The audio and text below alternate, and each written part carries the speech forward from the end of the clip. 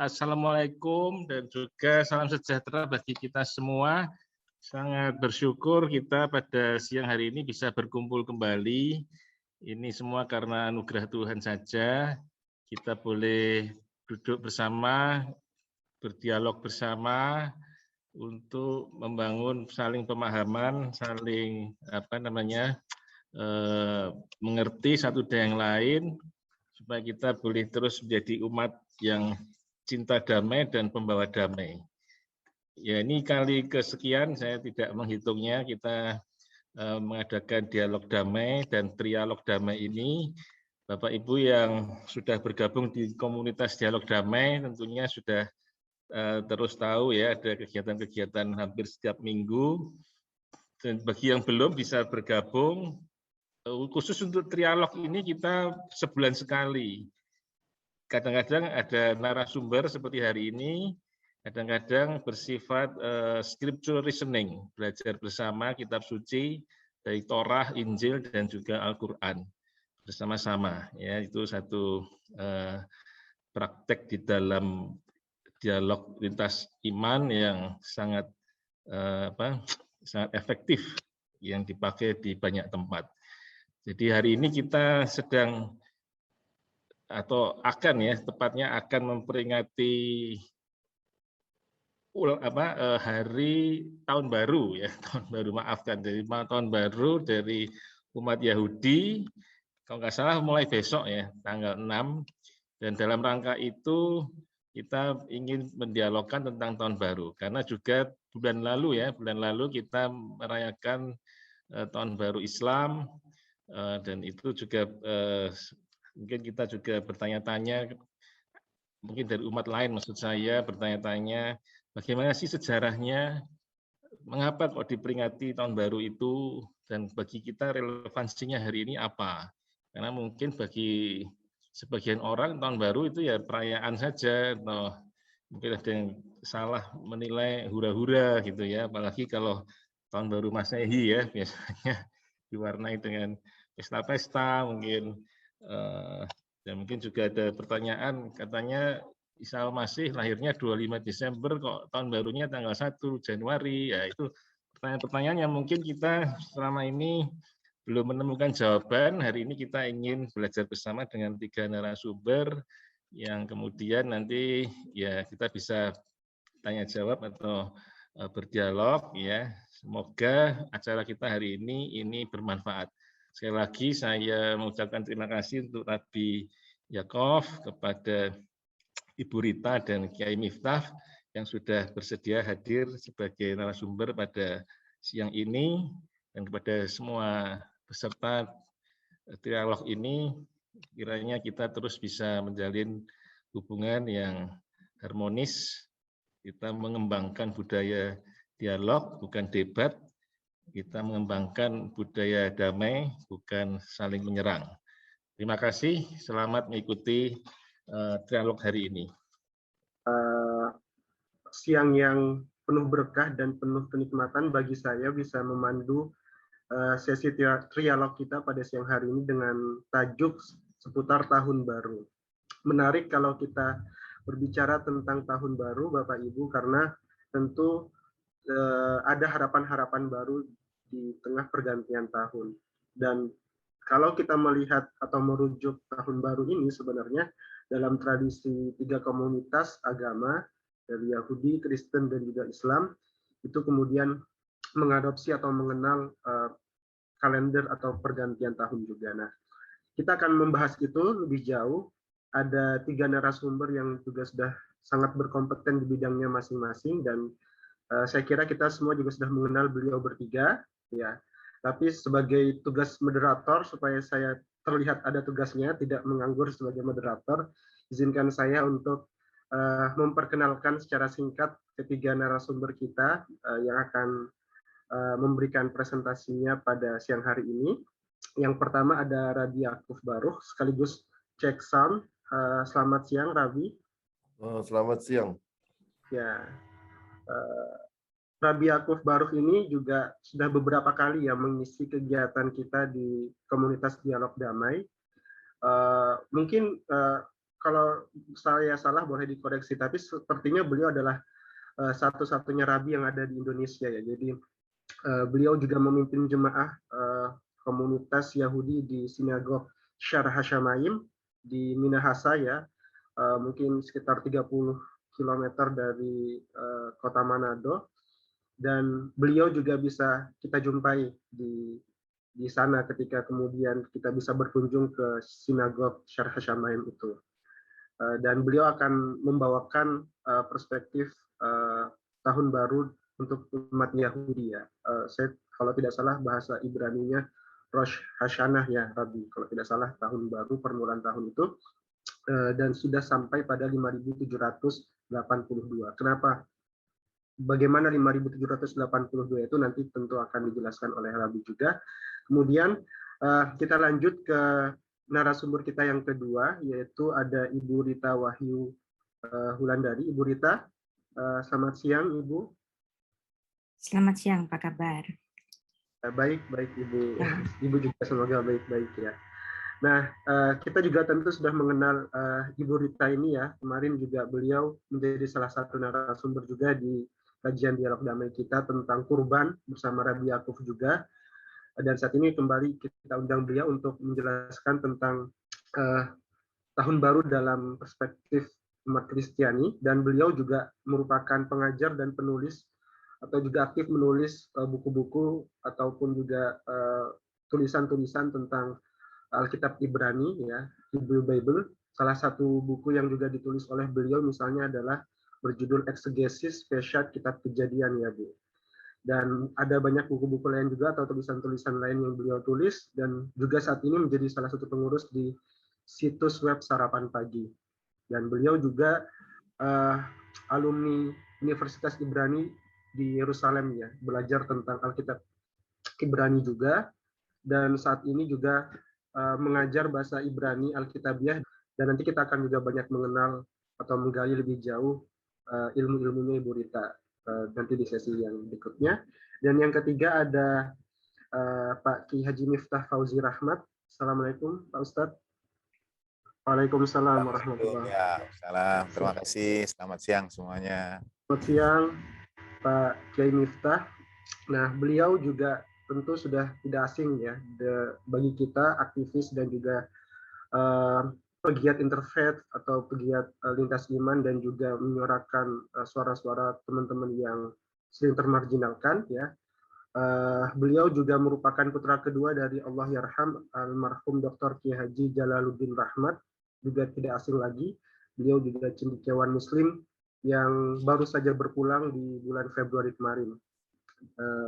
Dan beliau juga sempat menimba ilmu, Pak Kiai Miftah Fauzi Rahmat ini sempat menimba ilmu di Mashhad dan juga di Qum, di Iran, di Australia, di Jerman, dan juga di Suriah, dan sekarang menjabat sebagai Ketua Dewan Syuro Ijabiyah, Kitan Jamaah Ahlul Bait Indonesia, dan juga Dewan Pembina Yayasan Mutahari, ya, dari SD sampai SMA, dan beberapa buku atau karya beliau misalnya The Prophetic Wisdom, Tasawuf for Beginners, Kidung Angklung di Tanah Persia, dan sebagainya.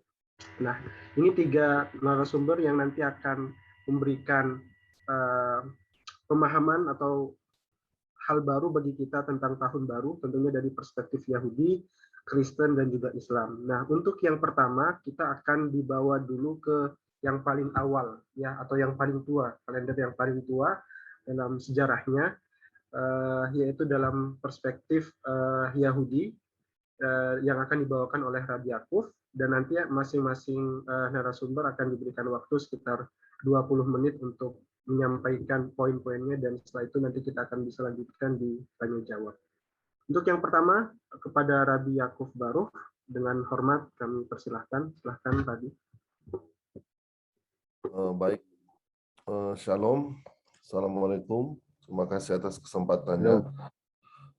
Ya, saya sekedar bantu menjelaskan saja pernyataan di awal bahwa saya memang Rabi yang memegang di bidang Orthodox Judaism, karena memang di Judaism ada beberapa aliran, tapi memang aliran lain itu tidak direcognize oleh halakha atau Jewish law, sehingga memang menimbulkan kontroversi tentang keberadaan aliran Judaism di luar Orthodox gitu.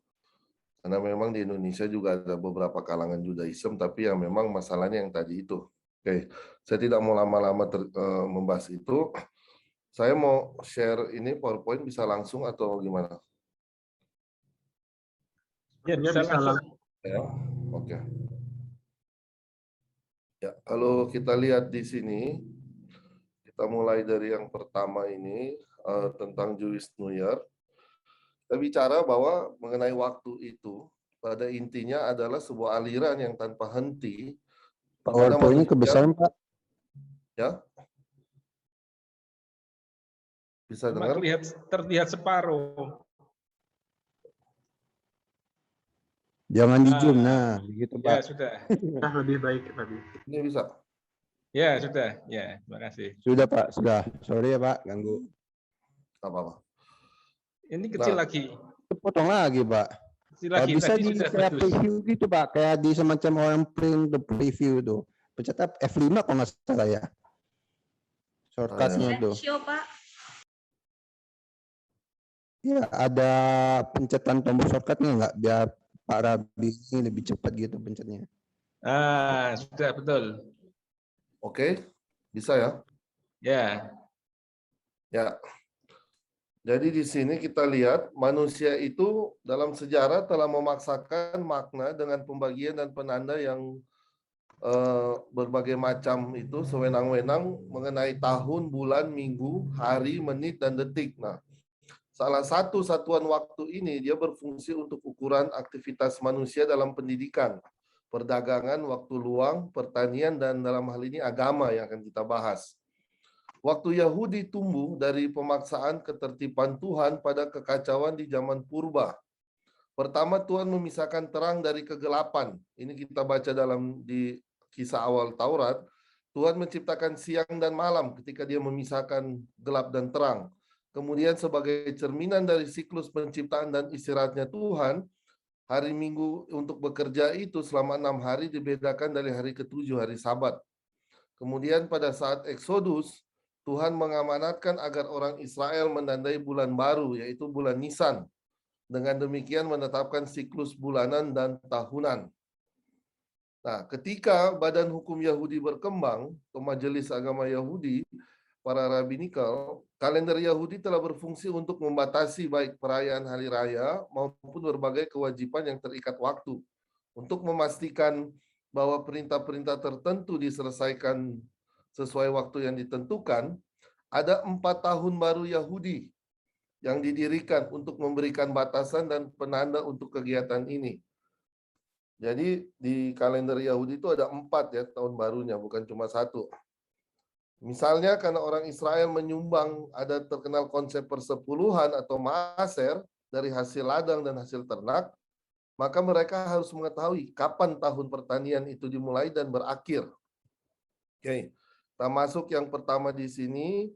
Kalau kita lihat di Mishnah Rosh Hashanah 1 ayat 1, 4 tahun baru Yahudi itu ada 1 Tisrei, 15 Shefat, baru 1 Nisan dan 1 Elul.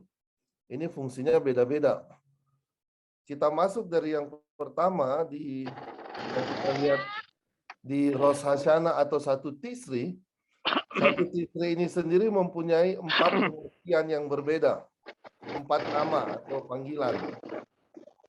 Rosh Hashanah secara harafiah, dia berarti kepala tahun. Rosh itu kepala, Hashanah tahun. Jadi itu adalah tahun baru Yahudi. Secara tradisional, Rosh Hashanah adalah hari di mana manusia dipanggil untuk mempertanggungjawabkan perilaku mereka di tahun sebelumnya.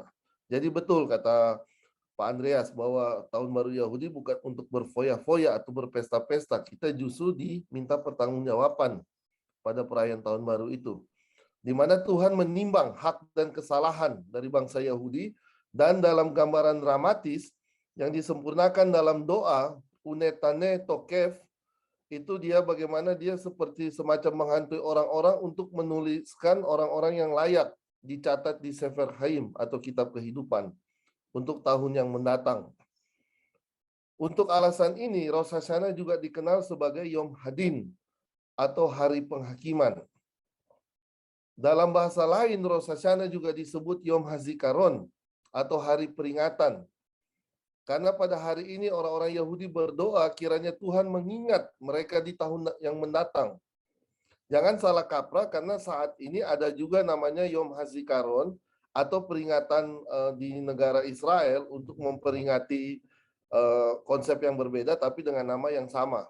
Yom HaZikaron di sini berbicara tentang pengingat dari orang-orang Yahudi di tahun yang datang gitu. Nah, yang terakhir sebutan untuk Rosh Hashanah itu adalah Yom Teruah. Ini yang tertulis di dalam Torah atau lebih biblikal bahasanya. Hari diterjemahkan itu seperti hari peledakan karena di mana hari itu orang-orang Yahudi meniup shofar jadi ribut, blast day, orang-orang blast ya, jadi tiupan shofar atau serunai itu menggelegar di sinagog-sinagog. Ada tanduk domba yang telah diubah menjadi trompet, itu namanya shofar, ya kan? Makanya di Jakarta kalau udah mau tahun baru suka ada spanduk-spanduk katanya trompet budaya Yahudi karena memang orang Yahudi meniup shofar atau sangkakala kalau masuk ke tahun baru. Rosh Hashanah ini juga dipahami sebagai peringatan yang menggembirakan di mana Tuhan menciptakan dunia. Jadi tadi kalau ditanya kenapa tahun ini kita masuk tahun 5782, karena kita menghitung tahun itu sejak hari penciptaan dunia diciptakan. Jadi bisa dibilang dalam kalender Yahudi, dunia ini sudah atau bumi ini sudah berumur 5782. Ya kan? Makanya Rosh Hashanah juga kadang disebut Hayom Harat Olam atau hari di mana dunia itu dikandung. Nah, di bulan Tisri ini yang terkenal itu, yang dibilang Rosh Hashanah, itu kita menggunakan sebagai kalender sipil. Kalender sipil ini artinya dipakai untuk menggunakan kalau misalnya orang membayar acara keagamaan, misalnya. Nah, apa yang dirayakan pada kalender sipil ini, tahun baru kalender sipil, ini digunakan oleh pemerintahan raja-raja pada saat itu. Karena diperlukan adanya dokumen-dokumen hukum, maka diberi tanggal pada tahun berjalannya pemerintahan raja. Alih-alih mengukur pemerintahan seorang raja sejak dia menjabat, 1 Tisri berfungsi sebagai peringatan standar yang menandakan akhir tahun penuh pemerintahan. Bahkan jika tahun itu hanya sebagian dari 1 tahun. Atau dalam hal ini mungkin sekarang kita bilangnya periode. Di 1 Tisri ini, juga tahun baru untuk menetapkan tahun Syabat atau Shemitah, di mana ada siklus 7 tahun sekali orang-orang Yahudi di Israel dulu itu menanam pertanian. Dari hasil perhitungan itu untuk diberikan perpuluhan atau maaser. Ini kita bisa lihat di dalam kitab Imamat 25, perintah untuk merayakan tahun Sabat. Nah, apa yang dirayakan selama Rosh Hashanah ini? Ketika masuk ke bulan Tisri, 1 Tisri atau Erev Rosh Hashanah, orang-orang Yahudi mengadakan seder atau makan malam. Makan malam di situ ada beberapa buah. Kita bisa lihat ada apel, ada buah delima dan buah kurma dan buah-buah lain. Ini menjadi ciri khas Yahudi Sephardik dalam memasuki perayaan Rosh Hashanah. Segala buah-buah itu yang seperti apel bahkan dicocol dengan madu untuk menandakan kita masuk ke tahun yang manis. Kenapa ada buah delima di situ? Buah delima ini menandakan ibaratnya seperti buah Yahudi karena konon jumlah biji yang ada di buah delima itu 613, sama seperti jumlah mitzvot di dalam Torah. Dan kalau Anda lihat di saat ini adanya kepala ikan yang dimakan di hidangan Rosh Hashanah, di zaman ada bait suci di Yerusalem dulu orang-orang Yahudi yang dimakan itu kepala domba. Apa makna kepala ikan atau kepala domba ini? Ini adalah berkat di dalam Torah bahwa bangsa Yahudi akan menjadi kepala dan bukan ekor. Jadi ketika masuk ke dalam perayaan Rosh Hashanah, makan kepala ini wajib untuk menandakan supaya kita, seperti saya katakan tadi, akan menjadi kepala di tahun yang datang, bukan menjadi ekor. Kemudian kita setelah masuk ke Erev Rosh Hashanah, pada ibadah di sinagog petang atau kemudian di besok harinya, itu ada peniupan shofar atau sangkakala. Sangkakala ini ditiup kecuali hari Sabat. Kalau Sabat tidak boleh ditiup. Kita lihat di sini bahwa 1 Tisri ini juga yang tadi saya katakan untuk menghitung perpuluhan tahunan atau maaser. Ini seperti sistem pajak 10% oleh petani-petani Israel. Dan orang Lewi dan imam atau Kohen didukung untuk mendapat pasokan dari persepuluhan ini karena mereka tidak memiliki tanah. Perpuluhan untuk tahun tertentu harus dibayar dari tahun yang sama sehingga memerlukan tanggal standar untuk memulai dan mengakhiri setiap tahun fiskal ini. Dan persepuluhan itu melibatkan 3 langkah. Dari pemiliknya memisahkan perpuluhan pertama atau Maaser Rishon dan membayarkannya kepada orang Lewi. Kemudian orang Lewi memisahkan 1/10 lagi sebagai teruma untuk dibawa ke Kohen atau imam. Setelah itu memisahkan persepuluhan yang pertama, pemilik harus menyisihkan perpuluhan yang kedua atau Maaser Sheni dari sisa hasil panennya. Dari hasil panen itu pada tahun pertama, kedua, dan keempat atau tahun genap dan kelima dalam siklus Mita, pemilik diharuskan untuk mengkonsumsi persepuluhannya ini di Yerusalem. Atau kalau dia letaknya jauh dari Yerusalem, misalnya dia tinggal di Tel Aviv atau di zaman dulu, nggak mungkin membawa hasil ladang berhari-hari ke Yerusalem, maka akan jadi busuk. Dia bisa menjual. Dia bisa menjual ternaknya, hasil ternak atau hasil ladang, kemudian ditebus, dibeli lagi di Yerusalem dan dimakan bersama-sama keluarganya. Nah, pada tahun ketiga dan keenam dalam siklus Mita, pemilik membagikan persepuluhan kedua ini kepada orang miskin dan ini dikenal sebagai Maaser Ani atau perpuluhan orang miskin. Perpuluhan ketiga. Ini adalah konsep tahun baru yang pertama. Yang kedua bagi bangsa Yahudi ada namanya tahun baru pohon atau dikenal dengan Tu Bishvat, hari raya ini. Dalam hari raya tahun baru pohon, orang-orang Yahudi merayakan dengan yang pertama itu ketika masuk, ini memang kebiasaan tradisi Yahudi selalu makan-makan. Jadi makan-makan itu seperti wajib untuk masuk ke dalam perayaan Yahudi. Ada sekitar 7 buah yang wajib dikonsumsi. Buah ini biasanya ada di tanah Israel dan agak susah dicari di luar tanah Israel. Tapi kalau korma ya masih banyak, masih bisa didapat secara gampang ya di Indonesia. Nah, pada tahun baru yang kedua ini, yang dirayakan khusus untuk pohon, ini menunjukkan bahwa bangsa Yahudi menghargai ciptaan Tuhan, yaitu pepohonan ini. Karena telah tumbuh selama 3 tahun pertama, sejak ditanam itu tidak boleh dipetik pohon itu. Kalau dia dipetik maka itu menjadi haram, tidak bisa lagi kosher buahnya. Jadi dibiarkan selama 3 tahun setiap ditanam. Dan untuk menghitungnya, ada yang menganggap 1 Tisri sebagai tahun baru untuk yang perhitungan sipil, tapi 15 Shvat ini dipilih karena sebagian besar hujan musim dingin telah berakhir. Sesuai di Talmud, Rosh Hashanah 14a. Ketika getah mulai naik dan buah sudah mulai matang, buah-buah yang baru itu mulai matang dari tahap mekar, hingga sepertiga dari pertumbuhan itu penuh dikaitkan dengan tahun sebelumnya. Sedangkan buah yang lebih matang pada 15 Shvat, dia berlaku untuk tahun yang mendatang, seperti halnya sayur-sayuran dan biji-bijian dan buah-buahan. Hal yang sering menjadi kewajiban pada tahun baru Tu Bishvat ini adanya tradisi untuk menanam pohon. Jadi ini sebuah tradisi wajib, biasanya dilakukan di Israel atau di luar Israel. Menanam pohon sebagai kita seperti ingin menanam penghijauan gitu untuk merayakan tahun baru ini.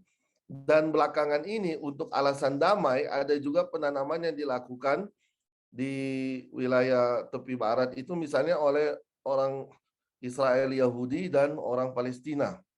Ini menjadi simbol perdamaian bahwa kedua bangsa yang menghuni tanah perjanjian saat ini memiliki tujuan yang sama, yaitu ingin memperbaiki dunia. Sehingga dimulai dengan simbol menanam pohon sama-sama karena pohon ini untuk generasi selanjutnya.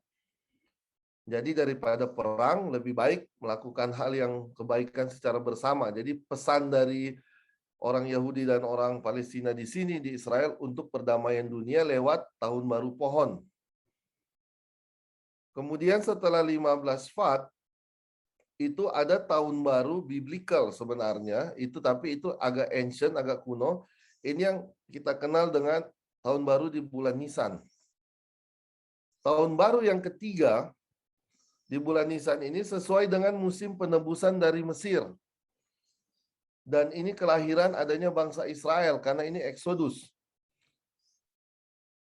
Event nasional yang khusus ini mendefinisikan bahwa sifat tahun baru yang dirayakan pada 1 Nisan ini sesuai dengan perintah di dalam Torah.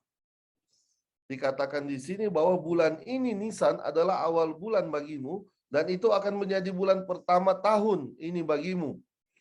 Dia mengikat semua perhitungan hari raya keagamaan Yahudi dengan keluaran dari Mesir atau Yetziat Misraim. Dan sistem perhitungan keagamaan khusus ini yang membedakan Israel dari bangsa lain dengan kalender sendiri. Hari pertama Nisan juga merupakan tahun baru bagi pemerintahan raja-raja Yahudi sesuai musim nasional atau untuk penyewaan rumah atau perhitungan yang terkait dengan larangan menunda pemenuhan nazar. Ketika seseorang bersumpah untuk mempersembahkan suatu benda ke bait suci di Yerusalem, ia harus memenuhi sumpahnya sebelum 3 hari raya. Dan 3 hari raya ini dimulai dengan Paskah atau Pesak. 1 Nisan juga merupakan tanggal jatuh tempo untuk penggunaan kontribusi setengah shikal yang dijelaskan pada Syabat Shekalim untuk pembelian pengorbanan komunal di bait suci. Ini yang tahun baru ketiga. Tahun baru yang keempat ini adalah 1 Elul. Elul ini menarik kenapa? Kenapa dia biasa dirayakan sebagai waktu menikah biasanya? Karena kata Elul itu dia punya akronim dari kalau dia pakai ain, Aniledodi, Vedodili. Ya kan? Nah, dari Aniledodi, Vedodili ini menandakan dari kitab Sir Hashirim atau dari Kidung Agung tentang ayat di mana biasanya terjadi pernikahan. Sehingga di bulan Elul ini sering terjadi pernikahan di kalangan bangsa Yahudi. Dan juga Elul menjadi awal pertobatan sebelum masuk ke 1 Tisri yang saya jelaskan tadi. Karena di bulan Tisri antara Rosh Hashanah dan Yom Kippur itu 10 hari penghakiman, Judgment Day. Nah, alasan apa Elul ini menjadi tahun baru? Karena di bulan 1 Elul ini tahun baru untuk persepuluhan ternak atau Maaser Behemah.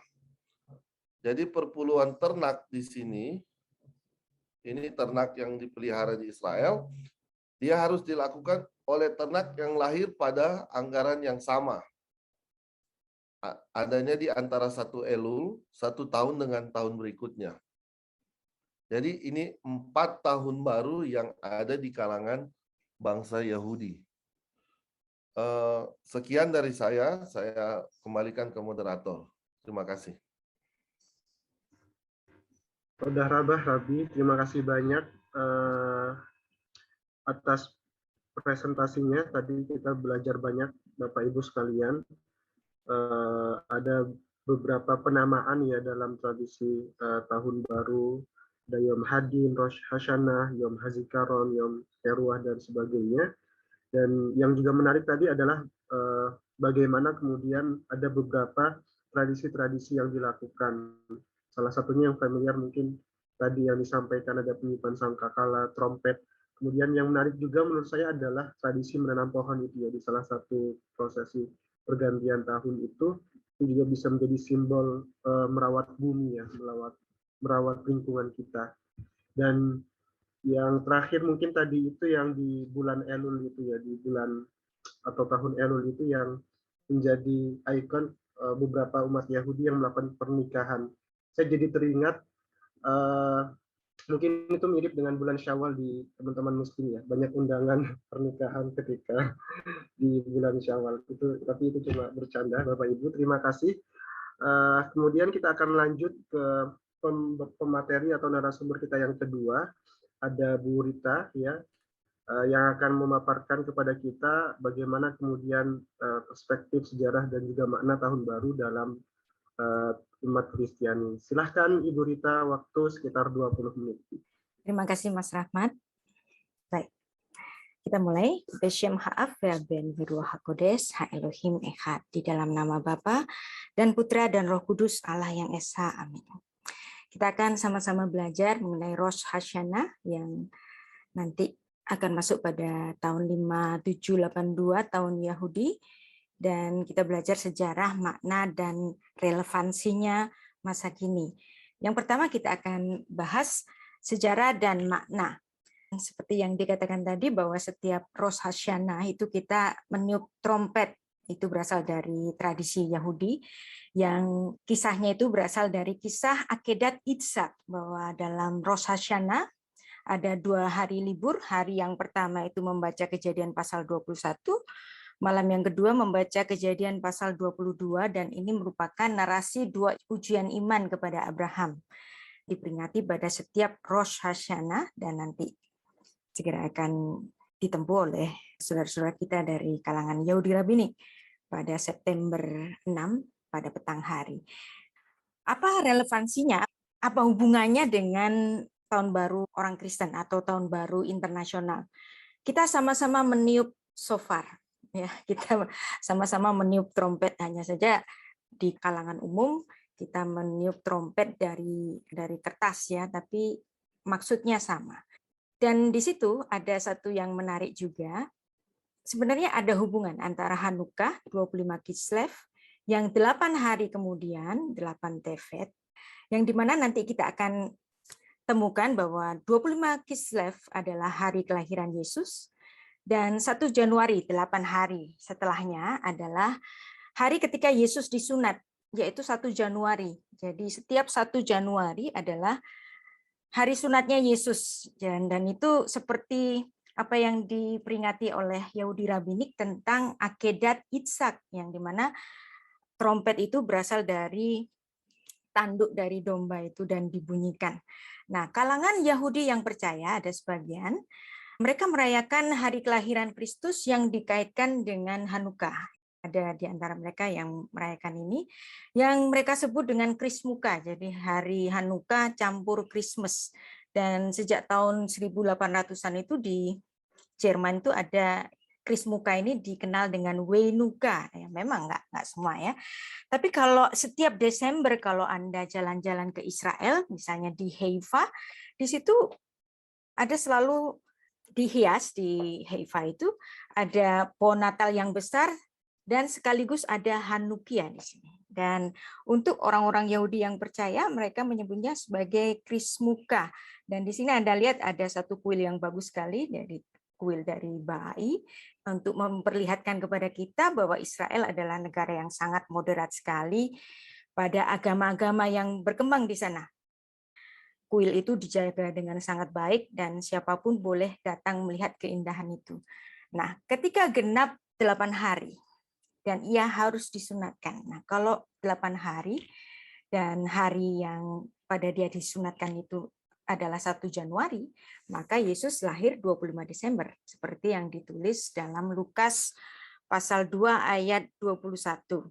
Nah, jadi Christmas New Year ada hubungannya sebenarnya dengan pada hari ke-8 dari Hanukkah ini. Jadi Hanukkah dirayakan 8 hari, 25 Kislev dan 2 Tevet.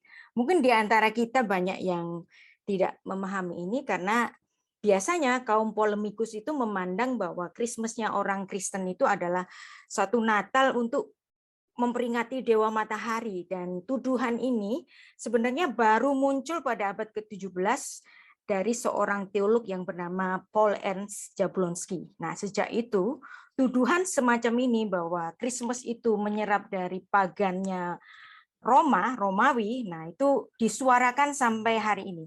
Sesungguhnya Natalnya orang Kristen itu nggak ada hubungannya dengan tuduhan mengenai atau kesamaan menyerap dari perayaan Dewa Matahari. Dan kita di sini akan membahas bahwa keyakinan teologis dari umat Kristiani itu dapat dikonfirmasi dengan keyakinan historis.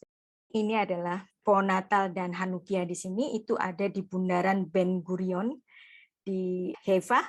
Jadi setiap bulan Desember Anda bisa datang ke sana untuk melihat keindahan lampu-lampu yang dipasang di sana. Nah, ini yang pertama, bahwa tanggal lahir Yesus Kristus 25 Desember itu bukan dari ditentukan oleh Kaisar Romawi terus atau Konsili Nikea, dan bahkan peringatan tentang kelahiran Yesus ini ada jauh sebelum Edik Milan. Nah, misalnya dalam tulisan dari Hippolytus yang menulis dalam bukunya untuk Commentary on Daniel, yaitu Pro Octo Calandon Januarion, bahwa kelahiran Yesus itu adalah 8 hari sebelum kalender Januari. Ini sangat menarik sekali. Kenapa Hippolytus yang adalah murid dari Irenaeus, Irenaeus murid dari Polikarpus, Polikarpus adalah murid dari Rasul Yohanes, Rasul Yohanes murid dari Yesus Kristus.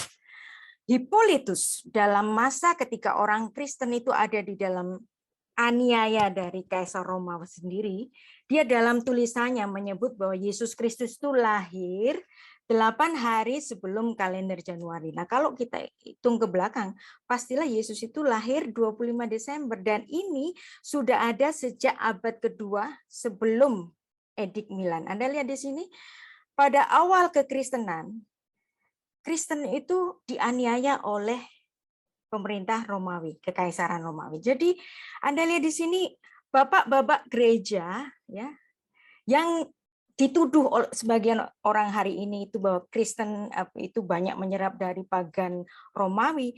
Justru di sini Hippolytus itu menunjukkan keyahudian dari Yesus Kristus, bahwa tetengar dari kelahiran Yesus itu dituliskan 8 hari sebelum kalender Januari. Nah, ini menunjukkan pada masa itu orang Kristen mula-mula yang ada pada penindasan Romawi tidak menganut kepercayaan-kepercayaan pagan itu. Nah, kenapa Hippolytus itu mengkhususkan pada hari ke-8? Karena ini bahwa hari ke-8 dari seseorang dalam tradisi Yahudi itu adalah suatu permulaan hidup seseorang yang dihitung sejak Brit Milah, hari pada saat dia disunat. Dan ini sesuai dengan kitab Injil dan juga bisa dikonfirmasi pada kitab-kitab tradisinya orang Yahudi Rabinik, bahwa inilah adalah bukti dari di mana kekristenan, Natal kekristenan itu tidak berasal dari pagan. Dan bukti yang kedua itu adalah dalam Apostolorum Didaskalia. Di sini ada saya ambilkan dari situs internet yang bisa Anda baca dari Gereja Ortodok Syria yang menuliskan bahwa Yesus itu lahir pada tanggal 25 pada bulan yang ke-9. Bulan ke-9 Yahudi itu adalah bulan Kislev, yang artinya Yesus memang lahir pada tanggal 25 Kislev. Nah, dan ini adalah bukti yang kedua. Dan bukti yang ketiga yang lebih tua daripada yang ditulis dalam dokumen Syria tadi, yaitu dalam Apostolorum Koptik. Di sini menuliskan juga bahwa Yesus itu lahir pada bulan ke-9, tanggal 25. Dalam bukunya Pak Bambang Nursena di sini menerjemahkan dari Koptik Didaskalia yang berbahasa Arab, kemudian diterjemahkan dalam bahasa Indonesia, menuliskan bahwa Yesus lahir pada tanggal 25 Kislev. Nah, sekarang kita masuk pada tinjauan antropologi budaya Semitik. Nah, dari mana asal tradisi peniupan trompet pada tahun baru 1 Januari? Nah, ini merupakan dipandang oleh orang Kristen sebagai pengenap dari akedat Yitzhak. Nah, saya ambilkan satu literatur dari Yahudi Rabinik. Lama tukim besofar berosh hasyanah. Et hasofar oshim mikeren shelail. Keshetukim besofar. Sokrim et ha'ayil, besipur shel akedat Yitzhak. Anahnu sokrim umaskrim lelohim et ha'munah hagedola shel Avraham Avinu. Ve'et arachamim shel Elohim, sheshalah et ha'ayil bamakom Yitzhak. Nah, mengapa meniup trompet dari tanduk domba pada Rosh Hashanah? Tradisi ini merujuk pada peristiwa akedat Ishak, pengingkatan Ishak, karena memang pada akhirnya Ishak itu tidak dikorbankan, di mana Allah itu menyediakan anak domba yang darinya untuk dikorbankan untuk menggantikan posisi Ishak. Nah, Kejadian 22 ayat 13 menulis tanduknya tersangkut pada belukar. Kata tanduk dalam bahasa Ibrani itu menjadi bahan untuk membuat trompet dari tanduk domba. Jadi tanduk shofar ini dari domba ya, yang ditiupkan itu sebagai tanda ingat-ingatan seperti tadi yang dikatakan Raff Yaakov, itu menjadi Yom HaZikaron, ingat-ingatan akan kemurahan Allah dan iman yang besar dari Abraham Avinu, bahwa Allah menyediakan keselamatan domba yang dikirimnya sebagai korban bagi pengampunan dosa sehingga Ishak tidak mati dijadikan korban. Inilah yang membuat kenapa nanti pada kalender gereja pun kita meniup trompet karena berasal dari akidat Ishak ini. Nah, kemudian kenapa kekristenan itu menyerap kalender dari kalender Latin Romawi? Karena memang pada saat Yesus itu lahir di tanah Yudea, pada saat itu ada kekuasaan Roma yang menguasai tanah suci. Dan kalender Roma ini ada banyak sekali pergantian. Yang pertama saya sebut di sini adalah Romulus kalender yang berisi dari 10 bulan saja dan kemudian diperbarui dengan disebut dengan Republican kalender dan ini pun masih belum sempurna. Kalau yang sebelumnya itu 10 kalender jadi bulan April gitu bisa winter, bisa panas, nggak ada tetengernya. Nah, ketika sudah dibagi menjadi 12 bulan itu ada tetengernya. Jadi Desember gitu itu sudah mulai masuk winter. Nah, kemudian disempurnakan lagi dengan kalender Julian yang dimana dalam mendesain kalender ini Julius Caesar itu dibantu oleh seorang yang bernama Sosigenes, seorang ahli astronomi dari Alexandria. Jadi ada banyak menyerap dari pemahaman orang Mesir mengenai pembentukan kalender Julian ini. Kemudian kalender Julian ini ada perbedaan ya durasinya antara sebelum tahun 45 sebelum Masehi dan setelah 45 sebelum Masehi yang dimana nanti ada perbedaan-perbedaan durasi pada setiap bulannya. Nah, kalender internasional ini ya adalah kalender yang diserap dari kalender Julian tadi yang kemudian menjadi kalender gereja dan kemudian disempurnakan lagi pada kalender Gregorian. Nah, kalender Gregorian ini juga kita sebut sebagai kalender Masehi atau Anno Domini. Anno itu tahun, Domini itu Tuhanku. Jadi tahunnya Tuhanku. Dan yang menarik pada kalender internasional ini, hari Minggu dan Sabtu sebagian dijadikan menjadi liburan rutin mingguan. Nah, kenapa ini nanti kita bahas. Nah, tentang tahunnya, jika disebut sebagai tahun Masehi, Anno Domini, tahun Tuhanku, Tuhanku Yesus maksudnya, mengapa Yesus Kristus sendiri tidak lahir pada tahun 1 Masehi? Nah, Dionysius pada saat itu pada abad ke-6 itu ingin menetapkan satu kalender Masehi yang pengennya niatnya saja nih niatnya ya. Tahun kelahiran Yesus itu dijadikan tahun 1. Tapi rupanya Dionysius ini salah. Dia hanya menghitung tahun itu sebagai pijakannya itu adalah tahun di mana Kaisar Agustus itu berkuasa. Dia lupa sebelum menjadi Kaisar Agustus itu sebelumnya bernama Octavius 4 tahun. Baru setelah itu bernama Agustus. Kaisar Octavius itu mengganti namanya menjadi Kaisar Agustus setelah dia menang melawan Mark Antony dan Cleopatra. Nah, sejak itu dia disebut sebagai Kaisar Agustus. Nah, antara Octavius dan Agustus ini, durasi 4 tahun itu lupa nggak dihitung oleh si Dionysius ini. Maka, jadi ada kesalahan. Jadi Yesus itu lahir pada 25 Desember 5 sebelum Masehi dan hari penyunatannya 1 Januari itu adalah 1 Januari 4 sebelum Masehi. Jadi sepertinya ini kesalahan, tetapi sebenarnya kesalahan dari Dionysius ini berbuah sangat indah sekali pada akhirnya. Nah, kalau ada waktu nanti juga akan saya jelaskan. Nah, menurut catatan dari Josephus yang mencatat kalau dikonversikan itu hari kematian Herodes yang agung itu pada Maret tahun 4 sebelum Masehi. Maka tentu saja Yesus harus lahir sebelum Herodes agung ini mati. Maka tentulah Yesus lahir pada 25 Desember 5 sebelum Masehi.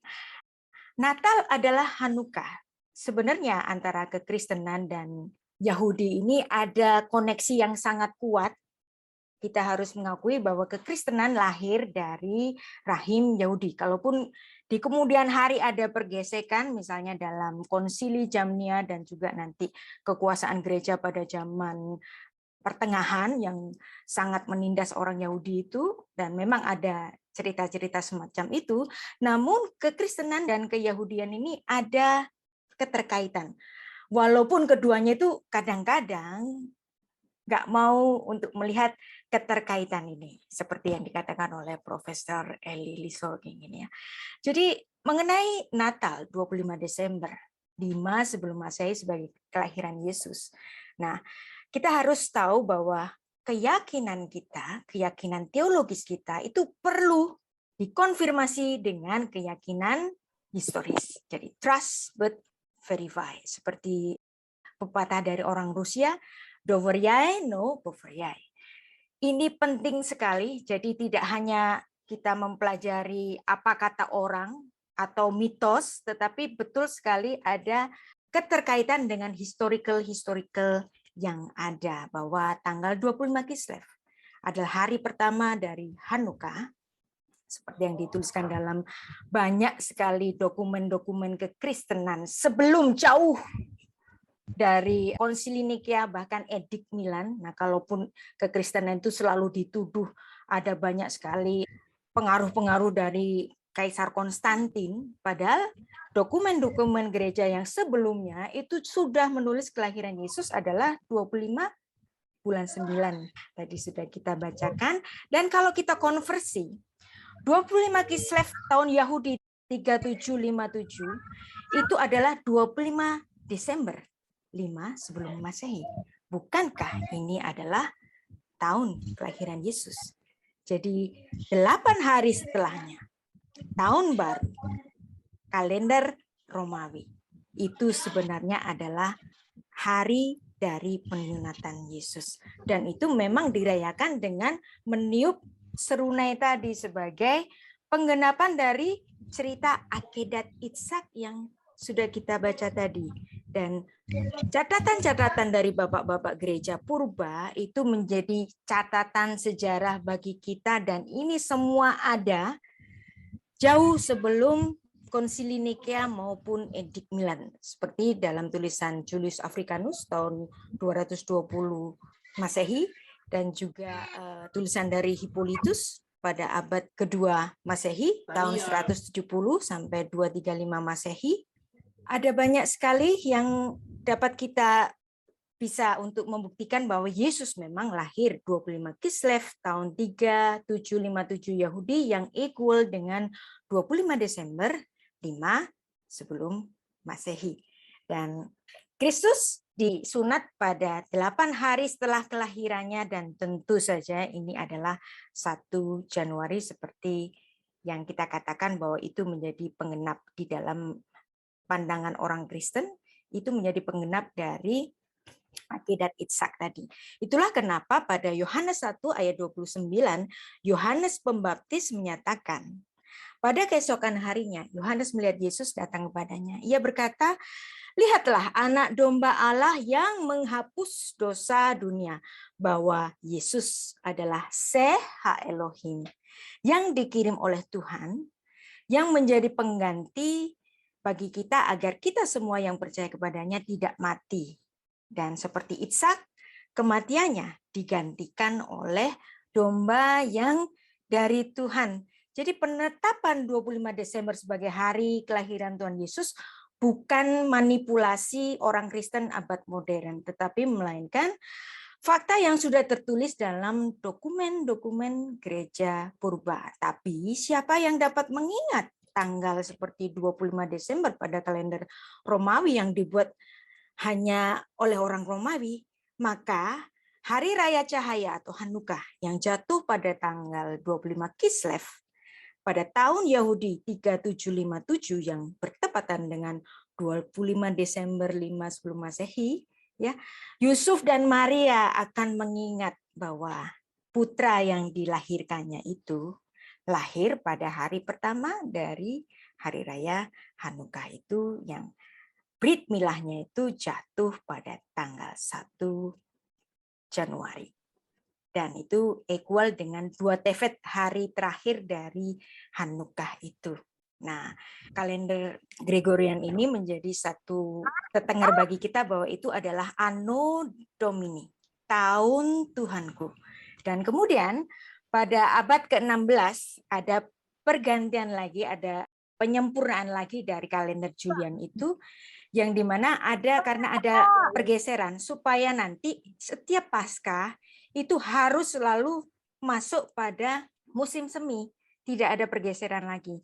Maka perlulah diadakan suatu penyempurnaan lagi, dan pada saat itu dalam kekuasaan Paus Gregorian pada tahun 1578 pada bulan Oktober, setelah tanggal 4, orang tidur tanggal 4, bangunnya dia tanggal 15, dan di situ merupakan satu penyesuaian supaya jangan ada terjadi pergeseran musim.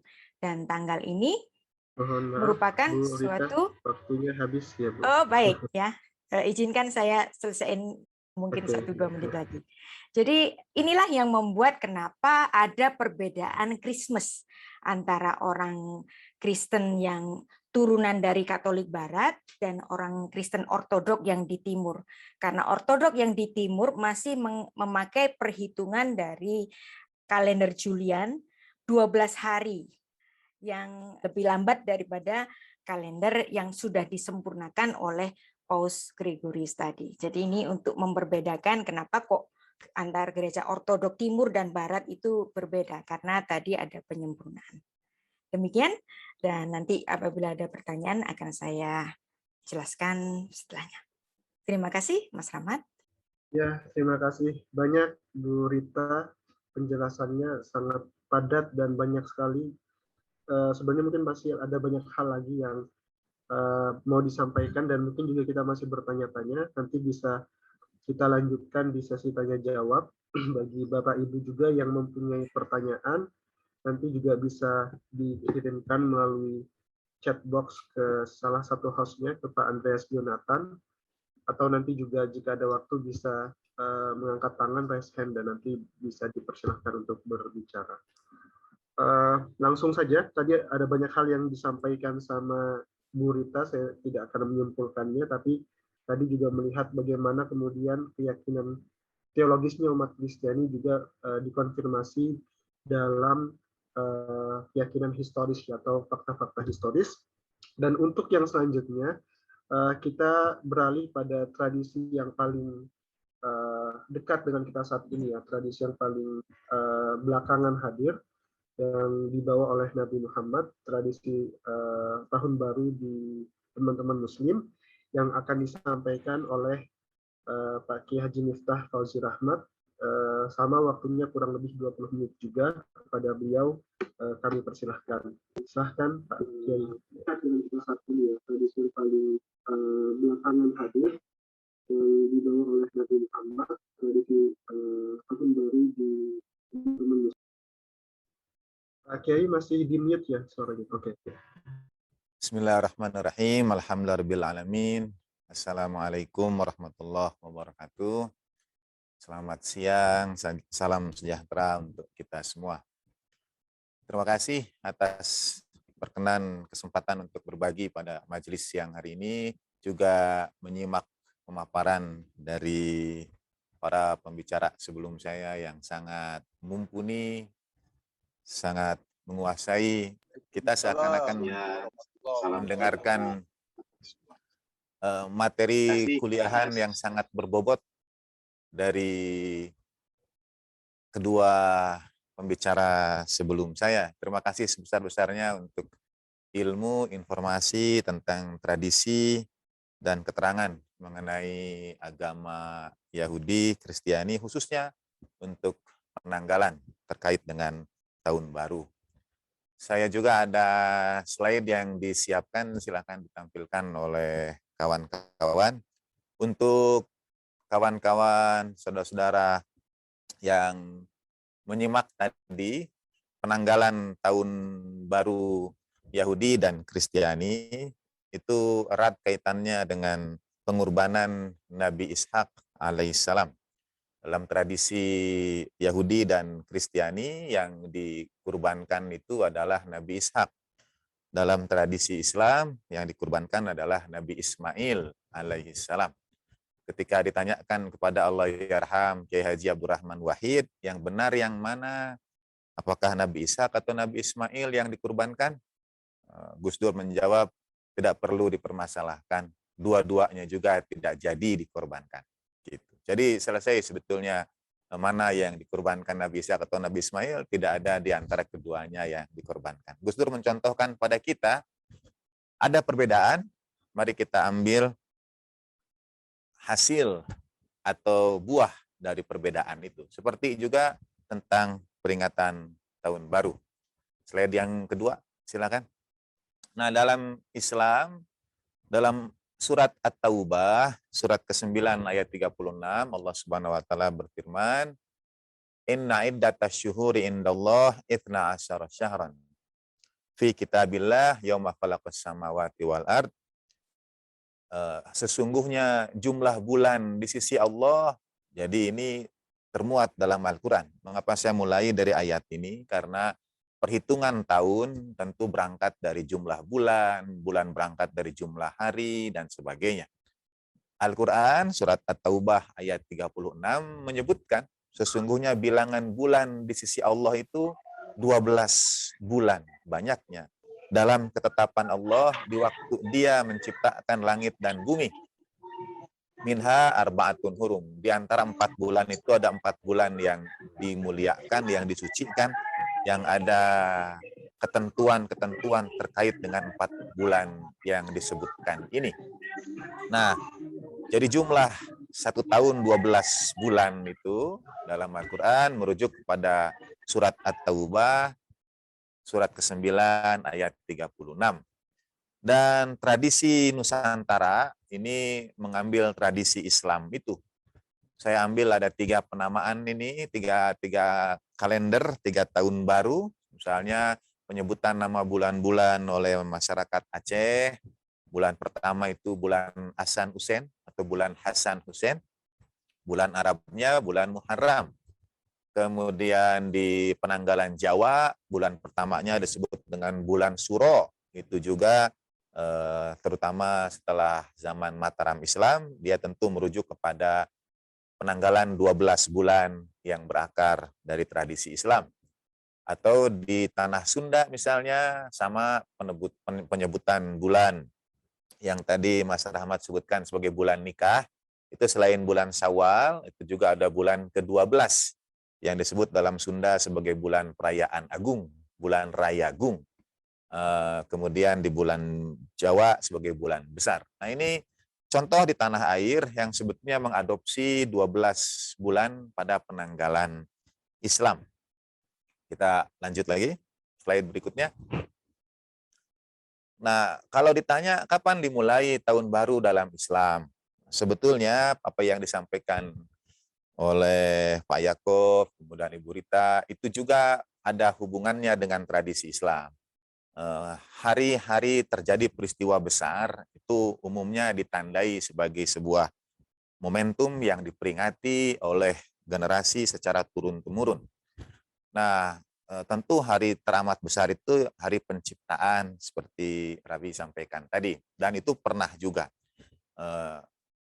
Kalaupun secara khusus dalam Islam, apakah sudah ada tahun, kalau kita melihat pada tradisi kaum muslimin di Jazirah Arabia waktu itu, ada beberapa pendapat. Pendapat pertama, tahun-tahun itu sebetulnya sudah ada, tetapi orang Arab waktu itu tidak menggunakan penanggalan tahun seperti tradisi Yahudi atau Kristiani. Ini teori yang pertama. Tetapi mereka mengingatnya dengan peristiwa besar yang terjadi. Dan ini teori umum. Umumnya itu yang dianggap. Bahwa misalnya terjadi sebuah peristiwa besar. Sering disebut baginda Nabi Muhammad SAW itu lahir pada tanggal 12 Rabiul Awal tahun gajah. Nah, tahun gajah ini adalah penyebutan pada peristiwa ketika Raja Abrahah dan pasukannya, pasukan bergajah, datang menuju kota suci Mekah. Karena peristiwa besar itulah tahun kelahiran baginda Nabi, kemudian disebut dengan tahun gajah. Itu menurut teori yang pertama. Sehingga dalam diskursus agama Islam juga dibincangkan tentang kapan penentuan awal tahun ini. Ada dua pendapat lagi. Satu dimulai oleh Khalifah Umar ibn al-Khattab, yaitu pada tahun ke-16 menurut satu rujukan, tahun 17 atau tahun 18 menurut rujukan yang lain. Sebab penamaannya tahunnya juga berbeda. Ada yang menyebutkan, ada orang datang dari Yaman pada Khalifah Umar dan menyebutkan di Yaman itu ada tradisi penanggalan. Kemudian Khalifah Umar mengumpulkan para sahabat.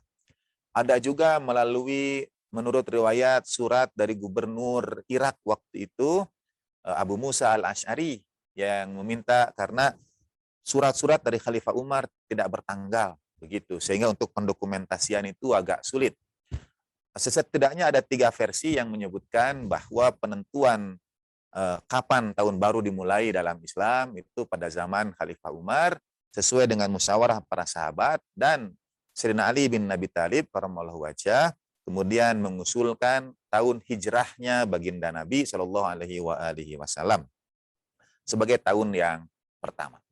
Ini satu pendapat.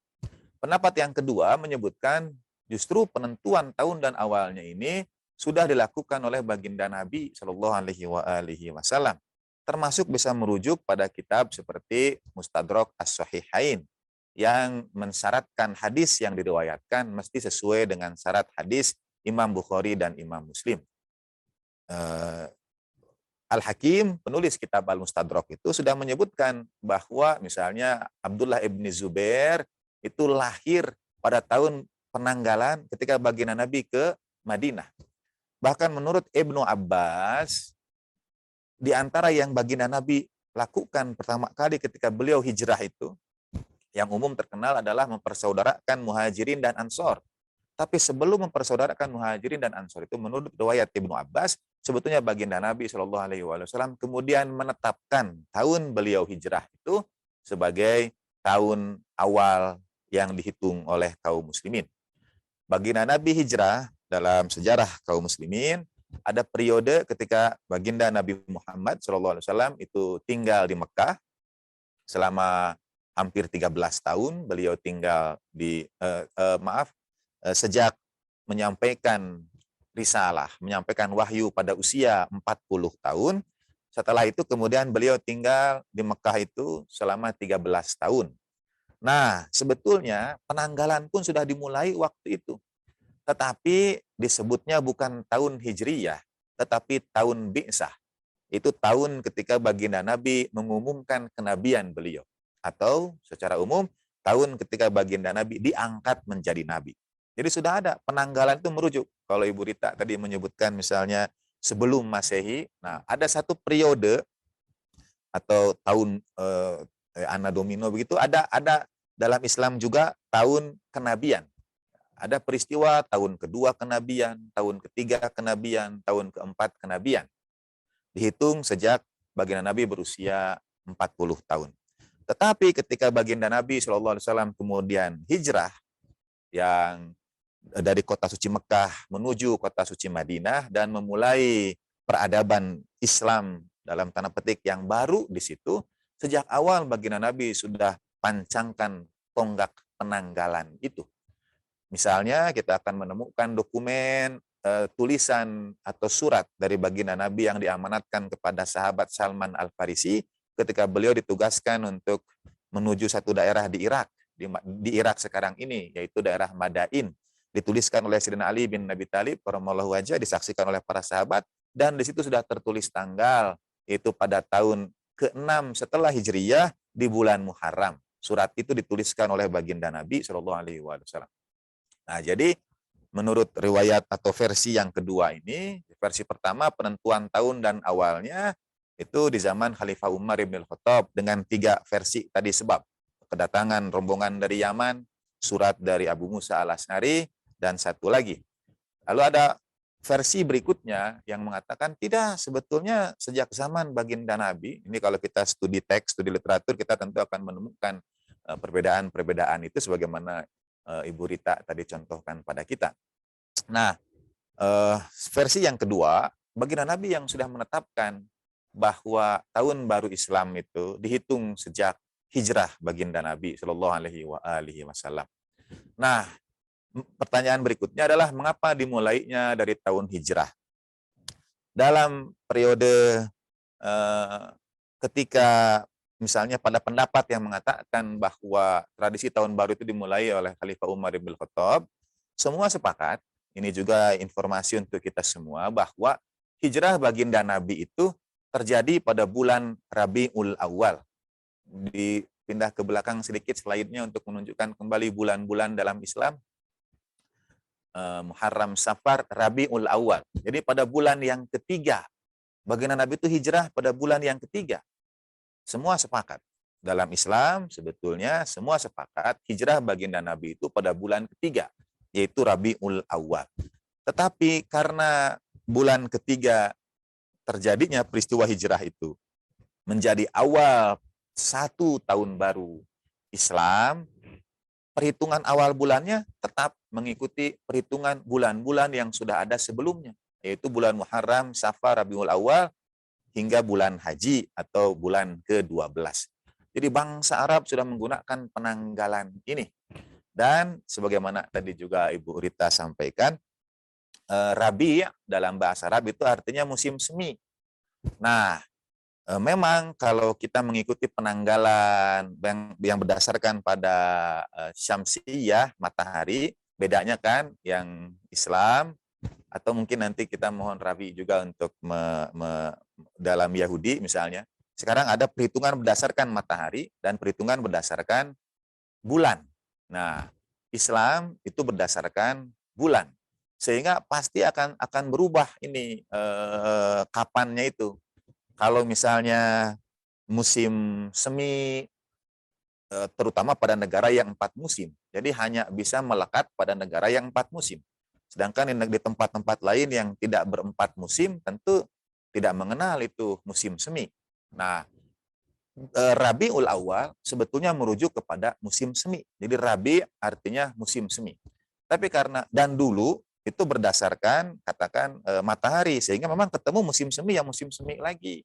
Sekitar bulan Maret begitu, 21 atau 22 Maret. Yang saya kira juga menjadi patokan untuk penanggalan kalender Yahudi. Mohon koreksi kalau saya keliru, karena misalnya tahun baru Iran itu menggunakan 2 pendekatan ini. Mereka menyebutnya Samsiyah Qomariyah. Jadi perhitungan mereka berdasarkan peredaran matahari, tetapi penanggalannya, namanya, hitungannya berdasarkan penanggalan Hijriyah. Hijriyah Syamsiyah disebutnya, itu agak unik sendiri. Sehingga punya peringatan tahun baru sendiri, yang tahun barunya itu jatuh pada peralihan musim dingin ke musim semi. Dan itu hanya bisa terjadi di negara yang 4 musim.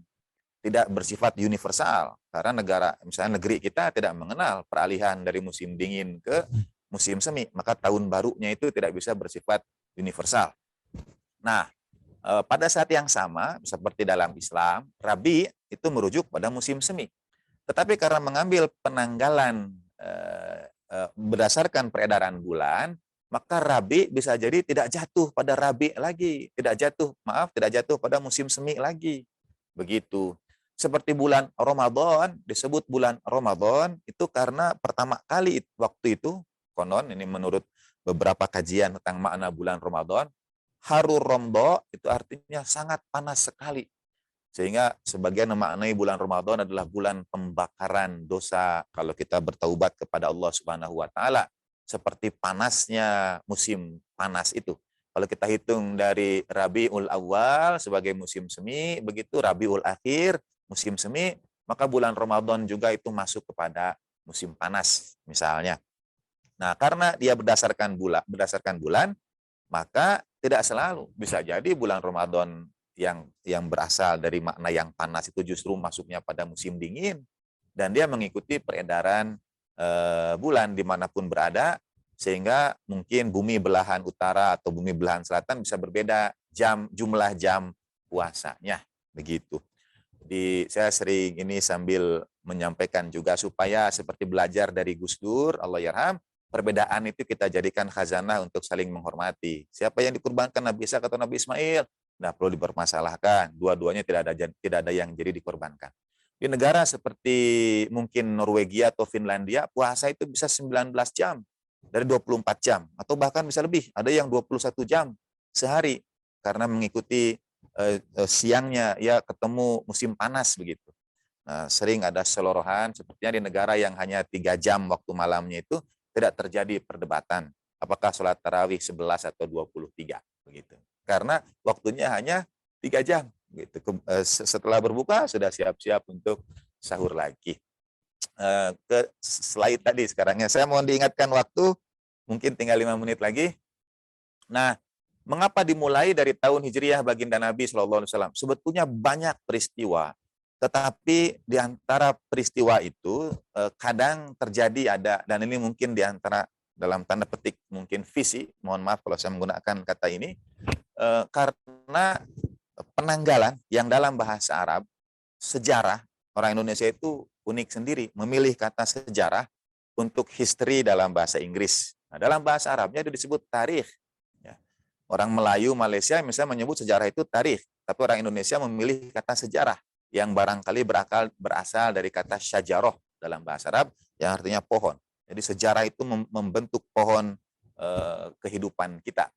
Nah, dalam bahasa Arabnya dia disebut tarikh. Tarikh itu artinya penanggalan. Dan mengapa dimulai pada Hijriah? Baginda Nabi SAW itu barangkali menurut saya, sangat mungkin saya keliru, sejak awal juga, dan itu sesuatu yang lumrah terjadi dalam banyak tradisi, seperti tadi juga Ibu Rita sampaikan, kadang penanggalan itu bisa berbeda, mungkin tradisi lisan atau tradisi tulisan, misalnya tanggal kapan lahirnya baginda Nabi SAW itu bisa ada 2 periwayatan. Satu menyebut 12 Rabiul Awal, satu menyebut 17 Rabiul Awal. Demikian pula, dan itu ada dua-duanya pada kitab teks induk. Demikian pula misalnya hari diangkatnya baginda Nabi menjadi nabi, ada yang menyebut 27 bulan Rajab, ada yang menyebut 17 bulan Ramadan, dan seterusnya. Sedangkan untuk hijrah baginda Nabi SAW, sepakat itu kaum muslimin bahwa hijrah baginda Nabi terjadi pada bulan Rabiul Awal, tahun ke-13 setelah kenabian, dan kemudian menjadi tahun awal, tahun baru dalam kalender umat Islam. Nah, 3 menit berikutnya, mohon izin lanjut ke berikutnya, karena bagaimana kemudian kita memaknainya. Tentang perayaan, sama sekali hampir tidak pernah disinggung. Yang ada adalah ungkap syukur, sukacita, berdoa, dan sebagainya. Bentuk perayaan itu bisa dan setiap sukacita tentu harus dirayakan. Tetapi sebagai tradisi, mungkin agak berbeda dengan tradisi Yahudi dan tradisi Kristiani, tidak ada tradisi khusus menyambut tahun baru dalam Islam. Tidak ada tradisi khusus yang bersifat universal. Tapi tradisi-tradisi kedaerahan ada. Iran punya tradisi sendiri, ada. Kemudian mungkin di Nusantara punya tradisi satu suro, ada. Itu ada tradisi-tradisi menyambutnya, tapi dia tidak bersifat universal. Dilakukan oleh semua kaum muslimin. Bahkan ada pendapat yang mengatakan itu bagian dari upaya Salahuddin Al-Ayyubi dalam fragmen sejarah itu untuk sebetulnya dalam tanda petik ada tradisi yang berkembang di kalangan kaum muslimin, terutama ketika pasukannya sampai ke Mesir. Ya, kita ketahui Mesir didirikan oleh dinasti Fatimi misalnya. Sampai sekarang Universitas Al-Azhar itu berdiri karena Azhar bentuk perempuan dari bentuk maskulin, bentuk muzakkar dari Zahra. Sehingga dinasti pendiri Mesir itu disebut dinasti Fatimi karena ia merujuk kepada putri-putri keturunan Siti Fatimah, putri Rasulullah Shallallahu Alaihi Wasallam. Nah, sehingga ada 2 bentuk juga ini menyambut tahun baru ini. Tapi paling tidak, Mas Rahmat, saya mohon diberi waktu kabar berapa lama lagi saya bicara supaya menyesuaikan. 2-3 menit lagi ya, Pak. Baik, ya terima kasih.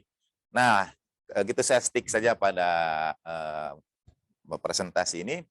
Nah, saya tertarik sebetulnya sama bahasa Ibrani, melihat Rabi sama Ibu Rita dengan fasih membacakannya, karena saya kira akarnya itu sama, cuma bentuk tulisannya saja yang berbeda.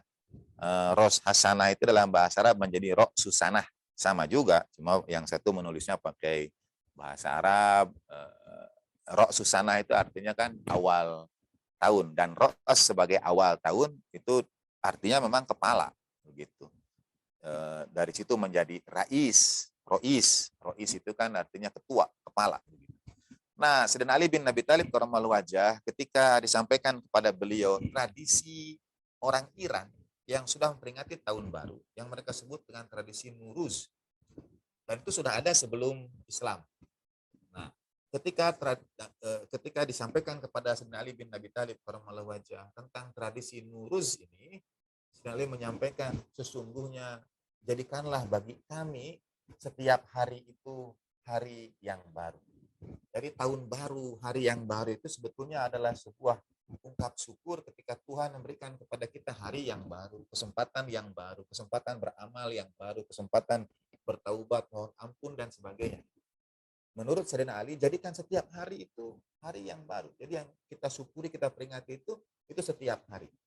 Tetapi misalnya ketika dalam riwayat yang menyandingkan antara tradisi Nuruz, misalnya tahun barunya Iran, disampaikan kepada Sayyidina Ali, tidak dilarang itu ungkap syukur atas peralihan tahun itu, tidak dilarang dengan bentuk apapun, bentuk komunal yang terjadi di tengah-tengah masyarakat seperti apapun. Yang diberikan oleh Islam kemudian misalnya senarei doa yang dianjurkan pada pergantian tahun itu ya doa, muhasabah, refleksi seperti Rabi sampaikan, kitab catatan amal kita, itu ada juga hari seperti itu, misalnya sebagian percaya nisfu Sya'ban, pertengahan di bulan Sya'ban sebagai hari catatan amal.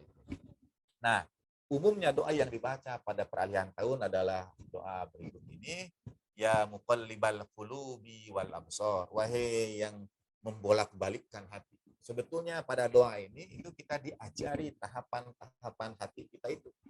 Mulai dari hati mungkin mungkin di kesempatan yang lain juga hati kita itu berubah-ubah dengan dia naik menuju tahapan-tahapan tertentu. Ada hati yang bersih, ada hati yang mutmainnah, qalbun salim, atau ya ayat Tuhan nafsul mutmainnah, dan seterusnya. Nah, doa pergantian tahun ini mengajarkan kepada kita pemahaman tentang tahapan-tahapan ruhaniyah kita itu. Jadi lebih pada refleksi tentang diri kita. Ya muqallibal qulubi wal absar, wahai yang membolak-balikkan hati dan basirah dan pandangan.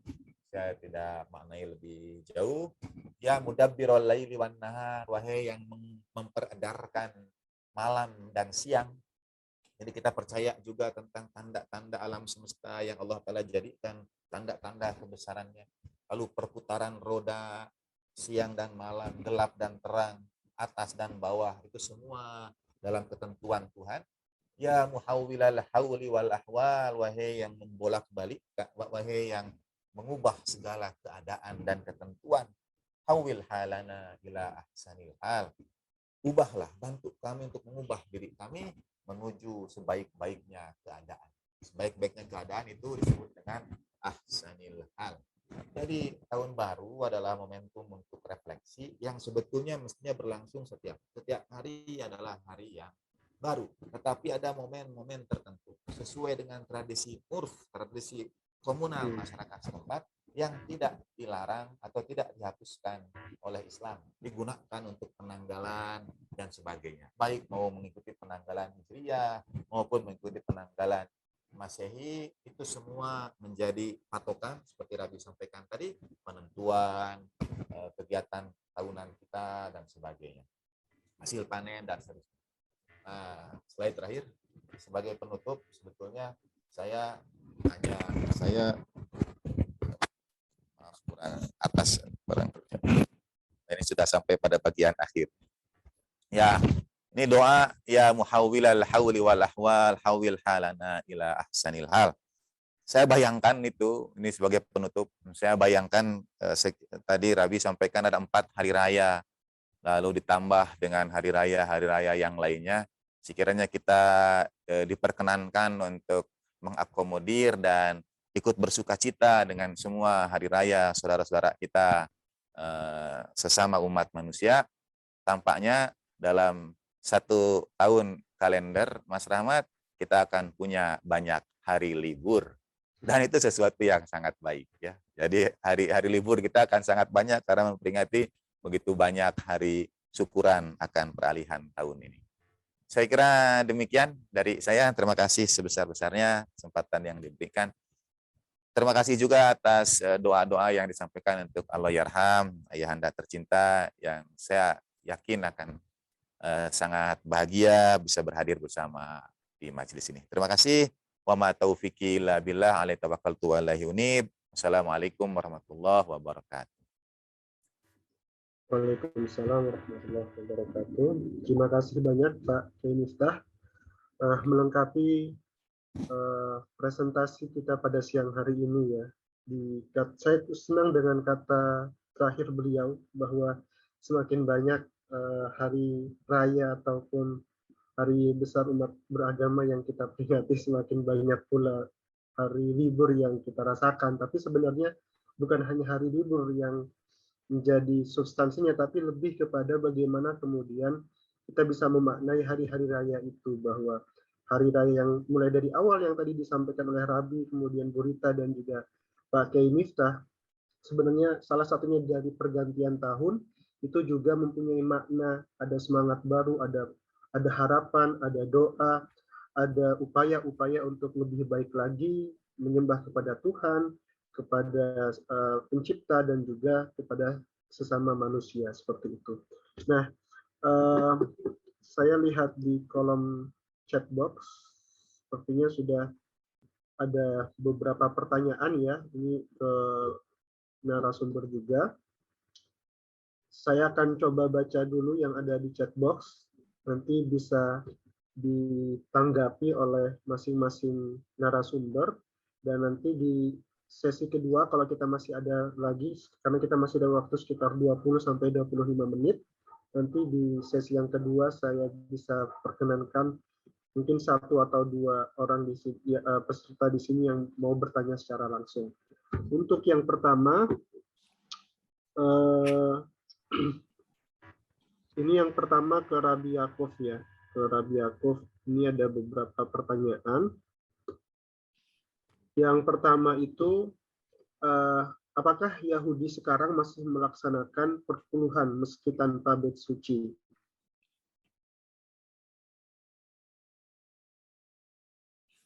Saya mau tanya ke Rabi, kalau saya boleh tahu apa latar belakang dan motif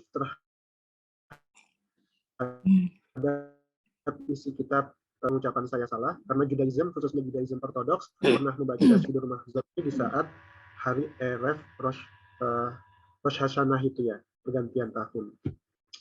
Itu untuk Rabi Yakov. Kemudian untuk ini masih ada satu lagi menurut saya, tapi untuk Rabi Yakov ini juga bisa nanti direspons sama Pak Kiai Miftah ya, karena ini menyebutkan hadis dari Sahih Muslim nomor 5203. Saya tidak usah bacakan teks Arabnya, tapi terjemahannya adalah kiamat tidak terjadi hingga kaum muslimin memerangi Yahudi, lalu kaum muslimin membunuh mereka hingga orang Yahudi bersembunyi di balik batu dan pohon. Batu atau pohon berkata, "Hai Muslim, hai hamba Allah, ini orang Yahudi di belakangku, kemarilah bunuhlah." Kecuali pohon Gharqad, dia adalah pohon Yahudi. Nah, bagaimana kemudian Rabi Yakov ini menghubungkan antara penanaman pohon yang tadi disampaikan bahwa salah satu tanda dari pergantian tahun itu juga menanam pohon, dan di hadis ini dikatakan ada pohon Gharqad itu ya, pohon orang Yahudi. Nah, ini mungkin juga nanti Pak Kiai Miftah juga mungkin bisa memberikan penjelasan juga terkait konteks hadis ini, bagaimana kemudian seperti itu. Dan kepada Ibu Rita, ini pertanyaan kepada Ibu Rita, apa bisa sebutan perayaan hari Natal diperkenalkan kembali dengan sebutan perayaan hari Hanukkah, sehingga bisa menjadi sebutan yang hilang, dan yang kedua untuk oh ya, sepertinya masih itu dulu, dan mungkin nanti kalau ada beberapa pertanyaan lagi bisa disampaikan ya. Saya mulai dari Rabi Yakub dulu. Apakah tadi Rabi Yakub ada di sini menyimak ya? Rabi Yakub, tadi beberapa pertanyaannya sudah ditangkap ya, Rabi? Oke, silahkan. Baik, yang pertama tadi ditanya soal maaser atau persepuluhan. Jadi orang Yahudi saat ini tidak lagi melakukan maaser yang ada di Torah yang menjadi wajib, menjadi mitzvot, seperti maaser yang saya sebutkan, maaser Rishon, maaser pertama, maaser Sheni, dan Ani. Alasannya kenapa? Karena orang Yahudi tidak boleh membawa segala macam persembahan ke rumah itu ke sembarangan tempat, tapi hanya boleh dibawa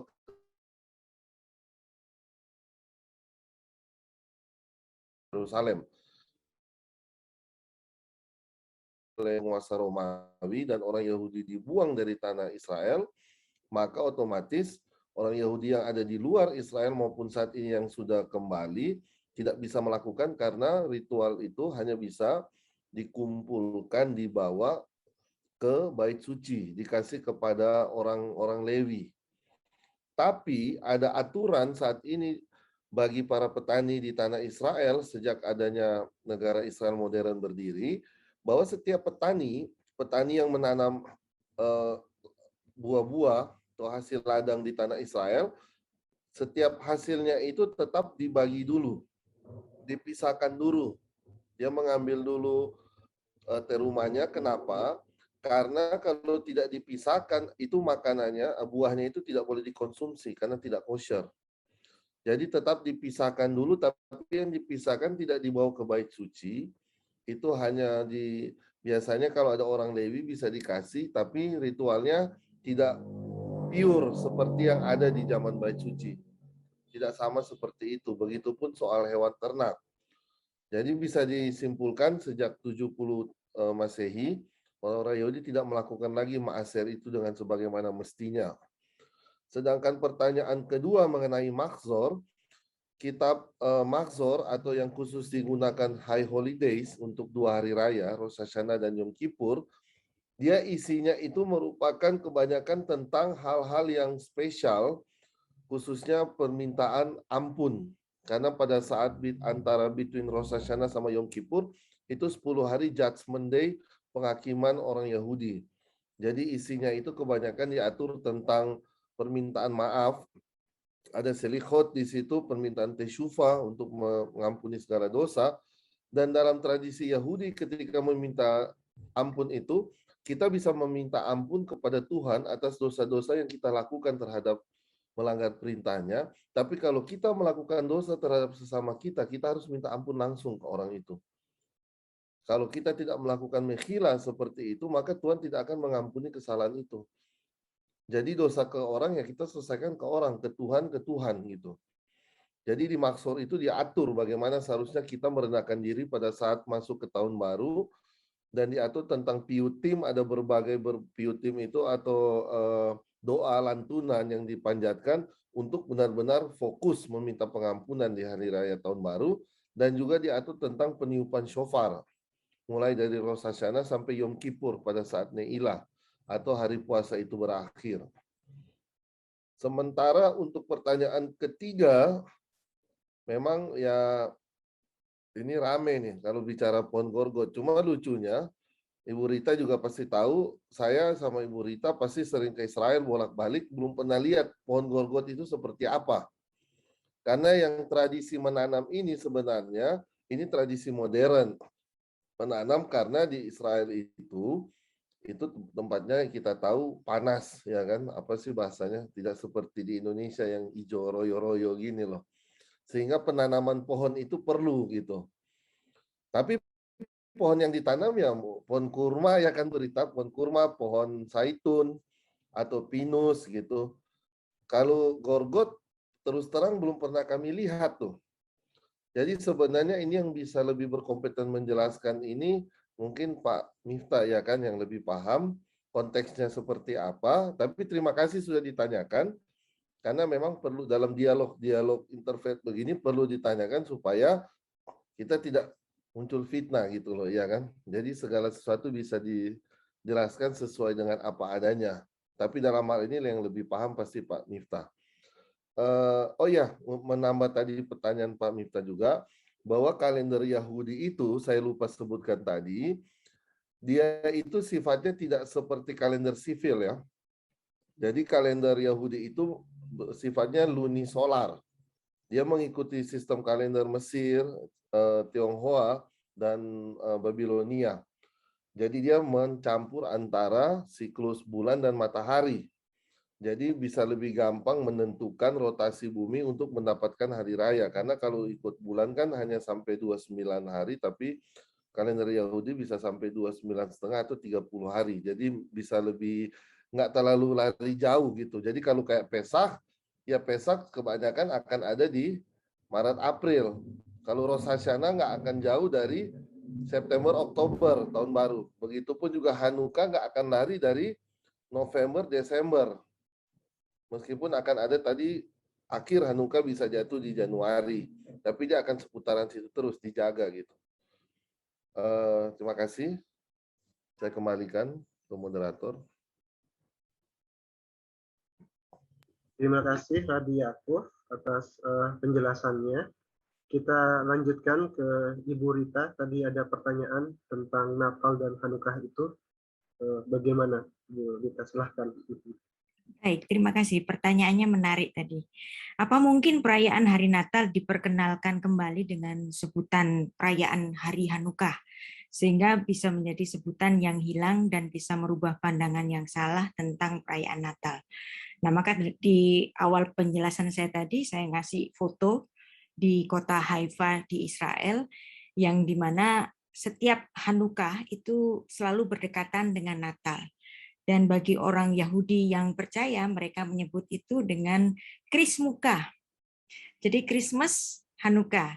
Dan memang demikianlah pada tahun 3757 tahun Yahudi, 25 Kislev itu equal dengan 25 Desember 5 sebelum Masehi, hari kelahiran Yesus, yang memang Hanukkah itu 8 hari dirayakan. Dan pada hari ke-8, masuk ke 1 Januari, kita merayakannya dengan satu tiupan trompet bahwa itu adalah hari tahun barunya untuk kalender Masehi, dan kita memandang itu adalah sebagai penggenapan dari akedat Ishak tadi.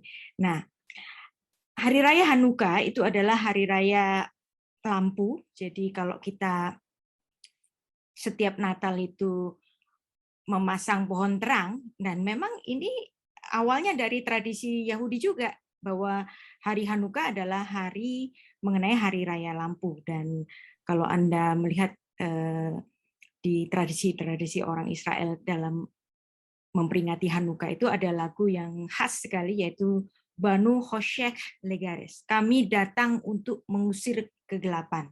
Jadi, dan itu dirayakan dengan memasang lampu-lampu yang sangat semarak. Jadi ada pohon terang, ada lampu-lampu, ada Hanukkah, dan ini memang ada hubungannya. Jadi setiap ada tuduhan-tuduhan yang berasal dari Ptolemeus yang bahwa Natal itu berasal dari kelahiran Dewa Matahari, sebenarnya ini nggak ada relevansinya, karena sejarah gereja itu sangat membuktikan bahwa jauh sebelum Edik Milan, jauh sebelum Konsili Nikea, para bapak gereja sudah menuliskan bahwa Yesus lahir pada tanggal 25 bulan 9 kalender Yahudi. Jadi boleh saja. Jadi boleh kita istilahkan nanti kita sama-sama merayakan Hanukkah plus Christmas, jadi Krismukah. Demikian. Terima kasih Bu Rita, menarik sekali ya, Krismukah. Saya juga baru mendengar istilah itu. Nanti bisa didiskusikan lagi. Nah, kemudian selanjutnya pertanyaan untuk Pak Kiai Miftah tadi merespon yang hadis Nabi tentang pohon gorkot itu juga. Dan ini ada 2 pertanyaan lagi yang barusan masuk, yang relevan juga. Yang pertama itu adalah Bagaimana pendapat Bapak Pak Kiai tentang pelarangan bagi umat Muslim mengucapkan Selamat Natal dan juga ikut merayakan Tahun Baru Masehi? Ya, itu juga isu yang selalu berulang setiap tahun seperti itu. Dan yang kedua adalah, adakah bukti historis maupun mungkin perkamen, prasasti, dan semacamnya mengenai hijrah atau lahirnya Nabi Muhammad dari sumber non-Muslim? Karena sumber-sumber tertulis Islam tentang kelahiran atau hijrahnya Nabi paling muda berumur 150 sampai 300 tahun setelah Nabi Muhammad SAW wafat. Mungkin itu Pak Kiai bisa direspon juga. Baik, terima kasih. Mudah-mudahan kajian seperti ini bisa lebih banyak dikembangkan dengan pemikiran yang terbuka, tanpa fanatisme dan sebagainya, sebagai bincang akademis, kajian yang ilmiah. Seperti misalnya kalau saya akan membahas pohon gharqad ini, karena ia bersumber pada hadis. Hadisnya ada dalam Sahihul Bukhari, dalam Sahihul Muslim, dalam Riyadhus Shalihin, dan sebagainya. Tetapi ketika kita mengkaji satu hadis, itu dalam ilmu hadis bisa dikaji dari sisi periwayatan atau juga dari sisi matan. Matan itu artinya teks, isi. Jadi hadis berbeda dengan Al-Quran. Hadis sangat boleh kita dekati dengan pendekatan kritis. Begitu. Jadi sama, teks sebetulnya kita pertanyakan kembali. Demikian pula tentang hadis gharqad ini, hadis pohon gharqad ini. Terlepas pohonnya apa, ya ada sebutan pohon besar, sejenis pohon besar begitu. Karena secara tradisi lisan pada pemakaman Baqi yang berada di samping pusara baginda Nabi SAW di Masjid Nabawi, disebutnya Jannatul Baqi. Orang-orang Madinah menyebutnya Baqi al-Gharqad secara lisan ya, tapi kita hanya mengambil kata Baqi-nya saja, pemakaman Baqi begitu. Padahal secara lengkapnya itu Baqi al-Gharqad. Mengapa disebut Baqi al-Gharqad? Karena sebelum pemerintahan Saudi di Jazirah Arabia itu, pemakaman itu banyak pohonnya dan pohonnya besar-besar begitu. Nah, jenis pohonnya apa sama saya juga tidak tahu, tapi mungkin dia merujuk kepada pohon yang besar begitulah, yang waktu itu banyak. Jadi banyak pohon kebun itu kemudian disebut dengan gharqad begitu secara istilah bahasa. Tapi secara matan, kalau kita merujuk kepada hadisnya yang diriwayatkan oleh sahabat misalnya Abu Hurairah, itu mengatakan tentang tanda-tanda akhir zaman. Jadi tidak akan terjadi kiamat kecuali kemudian terjadi sebagaimana yang dibaca dalam hadis itu. Agak uniknya itu adalah misalnya ini sekiranya kita ambil harfiah saja. Terjadi perseteruan kaum muslimin dan Yahudi ini, lalu setiap jengkal itu menyampaikan tempat persembunyian orang Yahudi kecuali Al-Gharqad. Tapi hadisnya itu diawali dengan kalimat tidak akan terjadi kiamat sebelum itu. Apa artinya? Artinya setelah perseteruan itu, kalau hadisnya kita ambil letterlock, setelah perseteruan itu kiamat terjadi. Dunia selesai. Jadi bukan hanya Yahudi, orang-orang Yahudi yang katanya kemudian diperangi oleh kaum muslimin, orang Islam yang memeranginya juga tidak lama hidupnya karena ya tisa'ah, kemudian terjadi kiamat pula begitu. Jadi sebetulnya hadisnya mesti dipahami lebih seksama lagi, dan kita harus kaji khusus ini tentang hubungan Islam dan Yahudi dalam teks. Misalnya dalam Al-Quran, bagaimana dipandang. Dalam hadis, bagaimana. Tidak bisa hanya mengambil satu atau dua penggal hadis saja, lalu merangkum semuanya. Kita tahu di Palestina itu sebetulnya sebagaimana Rabi sampaikan tadi, mereka dan kita semua kalau disebut lelah, tentu lelah dengan segala perselisihan, pertikaian, dan sebagainya. Sangat sulit mencari jalan keluar dari yang kita harapkan. Jaring laba-labanya itu semrawut, tapi kita sepakat pada nilai-nilai perdamaian, nilai-nilai kemanusiaan, hak bangsa Palestina, hak umat Yahudi di sana, harus ditemukan solusinya. Tetap dalam hadis-hadis kaum muslimin misalnya, ya sekiranya ada tanah yang dirampas tanpa hak siapapun, apakah itu Yahudi terhadap Muslim, Muslim terhadap Yahudi, setiap perampasan hak harus dikembalikan kepada yang punyanya. Setiap perampasan kemerdekaan, kebebasan, penganiayaan, semua agama sepakat kita berdiri menentang nilai-nilai kezaliman seperti itu. Nah, jadi untuk hadis Gorkot saya kira kita cukupkan di situ. Dia harus yang lebih menarik dari itu adalah mengkaji bagaimana teks menghubungkan antara kaum muslimin dan umat-umat sebelum Islam misalnya. Itu lebih menarik. Nah, tentang hadis Gorkot sudah. Kemudian yang kedua apa tadi? Bagaimana pandangan Bapak tentang mengucapkan selamat Natal atau mengikut turut serta bahagia di tahun baru, perayaan tahun baru Masehi. Ya, terima kasih. Saya pernah mengajar mahasiswa internasional di satu kampus yang kebetulan beda agama. Jadi berbagai agama hadir di situ. Pelajaran agamanya bukan tentang agama Islam, tapi tentang agama. Nah, kemudian masuklah pada satu pembahasan tentang pertanyaan ini tadi. Lalu saya tanyakan sama kawan-kawan Muslim, bagaimana? Sebagian mengatakan tidak apa-apa, sebagian lagi tidak boleh.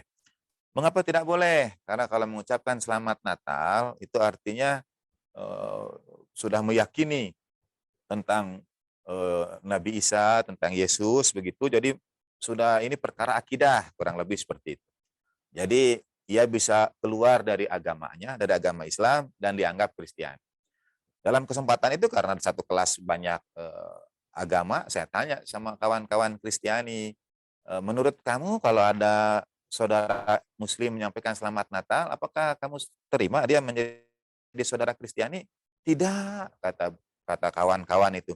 Ada tahapan yang dilalui kalau umat Islam baca syahadat misalnya. Kalau Kristiani misalnya ada dibaptis atau apa, ada tahapan yang harus tidak serta-merta karena hanya mengucapkan selamat Natal lalu ia dianggap pindah agama. Tidak. Jadi akhirnya saya sampaikan ke kawan-kawan itu.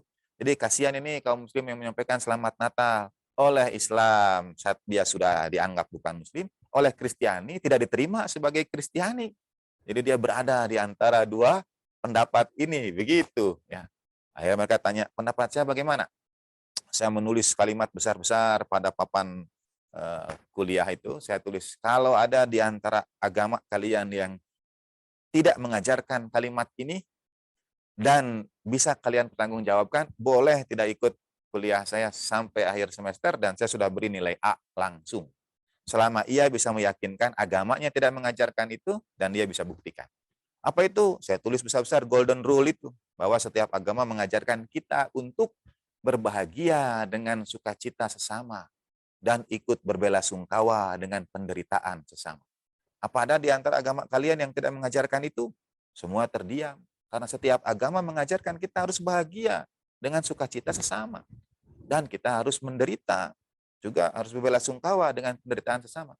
Nah, apa hubungannya? Kalau ada saudara kita Kristiani, sekarang saudara kita Yahudi, bersukacita dengan hari raya mereka, bagaimana agama mengajarkan kita? Kita ikut bahagia juga dengan sukacita mereka atau tidak? Terdiam umumnya mahasiswa itu. Batin mereka mengatakan, iya pasti. Kita ikut. Agama mengajarkan mesti ikut berbahagia. Nah, bagaimana cara kita menyatakan kita ikut bahagia itu? Kasih angpau tidak, kasih parsel buah tidak, kemudian apa gitu, kue-kue kita tidak. At least yang bisa kita ucapkan itu adalah mengucapkan selamat. Nah, akhirnya kawan-kawan mahasiswa itu, ya sudah Pak, saya mengucapkan selamat. Terus apa? Ya selamat aja. Jadi tetap ujungnya itu masih mungkin belum plong. Ya, pokoknya saya datang dan saya ucapkan pada selamat. Saya bilang kawan Kristiani juga sudah sangat senang dengan ucapan selamat itu, dan mereka tidak perlu misalnya tidak jadi bagaimana, tapi golden rule dalam setiap agama adalah bahwa kita harus berbahagia dengan sukacita sesama dan kita berbelasungkawa dengan penderitaan sesama. Begitu Mas Rahmat, terima kasih. Terima kasih banyak Pak Kiai Miftah, tadi juga menutup dengan sangat baik sekali.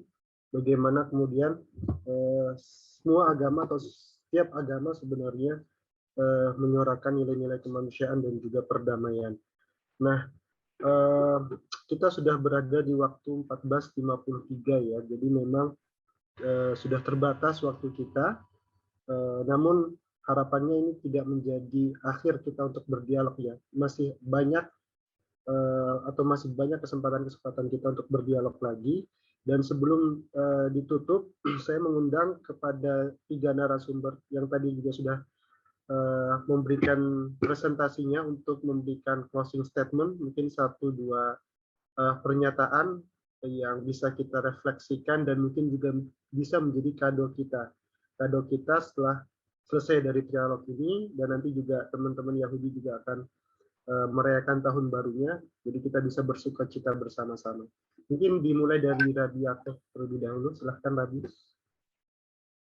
Baik, terima kasih. Saya melihat banyak pertanyaan ditujukan ke Ibu Rita dan Pak Miftah, kebanyakan mengenai perihal, tadi maaf ya saya agak masuk sedikit ke masalah kelahiran, dokumen, catatan tahun. Sebenarnya ini masalah di kita bahwa kita kurang memahami budaya Timur Tengah, baik itu budaya Yahudi atau Arab, bahwa orang-orang Timur Tengah itu hanya mencatat tanggal kematian. Itu yang kita kenal kalau di agama Islam Haul, atau di kalangan Yahudi Hilulah. Kita merayakan tanggal kematian orang-orang besar, baik itu nabi, ulama-ulama, rabi-rabi. Sehingga dengan tidak dicatatnya secara tepat kelahiran orang-orang besar itu mengakibatkan orang sekarang jadi sebenarnya menurut saya misfokus gitu loh. Tidak, karena yang menjadi pesan itu kapan mereka meninggal, dan itu sebenarnya sangat clear ya kan, dijelaskan kita rayakan kapan kematian orang-orang besar itu, kapan mereka ingin dikenang dan dirayakan. Tapi ketika kita fokus mencari tanggal lahirnya, akhirnya terputar-putar di situ saja dan mengakibatkan akhirnya jadi semacam out of context kadang, dan ini yang sangat saya sesalkan karena bisa berujung ke saling menghina. Nah, belakangan ini sering kita lihat konten-konten di media sosial, di YouTube, di TikTok itu sangat keras dalam berdebat, bahkan lebih ke melecehkan. Saya harap ke depan kita bisa menjadi pembanding atau kita meluruskan bahwa konten-konten tersebut sangat tidak baik, sangat negatif. Lewat diskusi, lewat hal-hal semacam ini, kita bisa menambah edukasi. Kita bisa tanpa mengganggu akidah kita masing-masing, keyakinan kita masing-masing, tapi kita bisa mendapat wawasan tambahan. Sehingga buat saya di momen di mana kami akan merayakan tahun baru ini bukan hanya milik kami sendiri, tapi ini adalah tahun baru atau hari raya lahirnya dunia ini, bumi kita. Artinya kita bisa merayakan sama-sama, dan semoga di tahun yang baru ini, di tahun 5782, bisa menjadi tahun yang baru yang manis, penuh berkah, penuh kesejahteraan buat kita semua, dan semoga berkat dari Yang Maha Kuasa bisa berlimpah atas kita semua. Pada akhirnya izinkan saya untuk meniup shofar.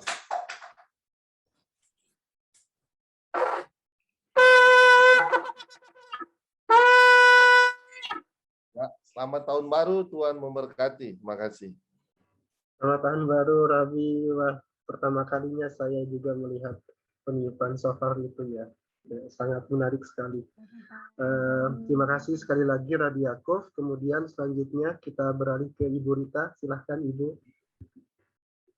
Terima kasih, saya senang sekali forum-forum seperti ini menjadi sarana buat saya juga untuk bercerita kepada teman-teman saya sesama Kristen, yang dimana orang-orang Kristen di Indonesia ini banyak yang hanya memandang bahwa kekristenan itu seperti datang dari Barat atau dari Amerika, agama bule.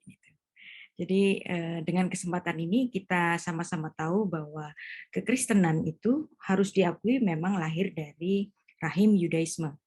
Dan Yahudi, Kristen, dan Islam adalah agama, sama-sama agama Semitik, agama Ibrahimi, yang sama-sama menyembah Allah yang disembah oleh Abraham. Dan berpijak pada Rosh Hashanah ini kita melihat tentang cerita tentang akidat Ishak, Kejadian 21 dan Kejadian pasal 22, yang merupakan dua hari yang dirayakan untuk merayakan Rosh Hashanah. Dan ini kalau kita samakan misalnya Lebaran, kenapa Lebaran 2 hari? Nah, seperti itu juga. Dan kenapa ada Idul Adha, bicara mengenai keimanan Abraham sebagai Abraham Avinu yang merupakan bapak dari segala orang beriman. Jadi walaupun ada banyak sekali orang-orang sering berdebat untuk mencari titik tengkarnya, tapi melalui forum ini kita berdiskusi untuk mencari titik temunya. Demikian. Shalom. Shalom, terima kasih Ibu Rita. Kita mencari titik temu ya, common word atau kalimatun sawa, itu yang juga penting untuk kita garis bawahi. Dan yang terakhir kepada Pak Kiai Miftah, berkenan juga menyampaikan closing statement-nya. Tafadhol, Pak Ustadz. Masih di mute, Pak. Ya.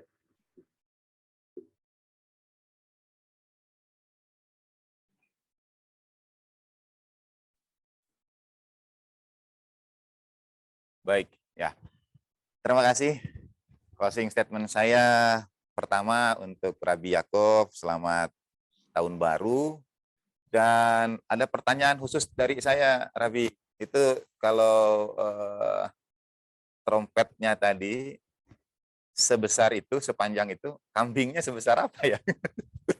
Jadi panjang sekali gitu yang tadi beliau contohkan untuk kita semua.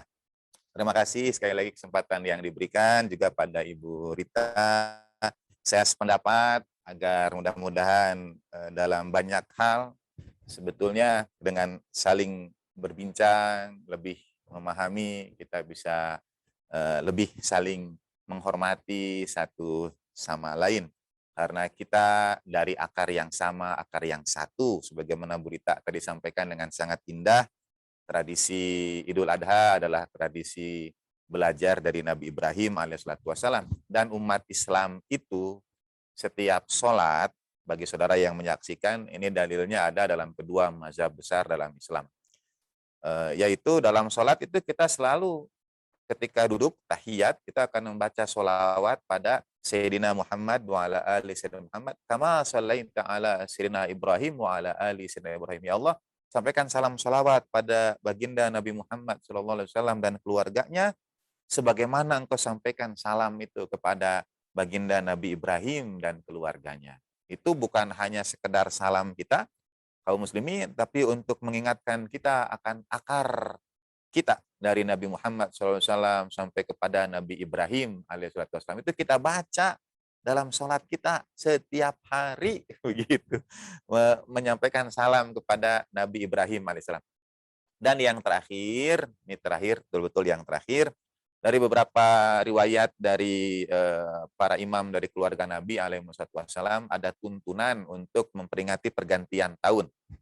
Selain doa-doa dan sebagainya, itu ada juga. Jadi kalau tradisi diserahkan kepada kultur masyarakat setempat, apakah itu mau dengan ya apa saja, tradisi masyarakat menyalakan lilin atau apa begitu.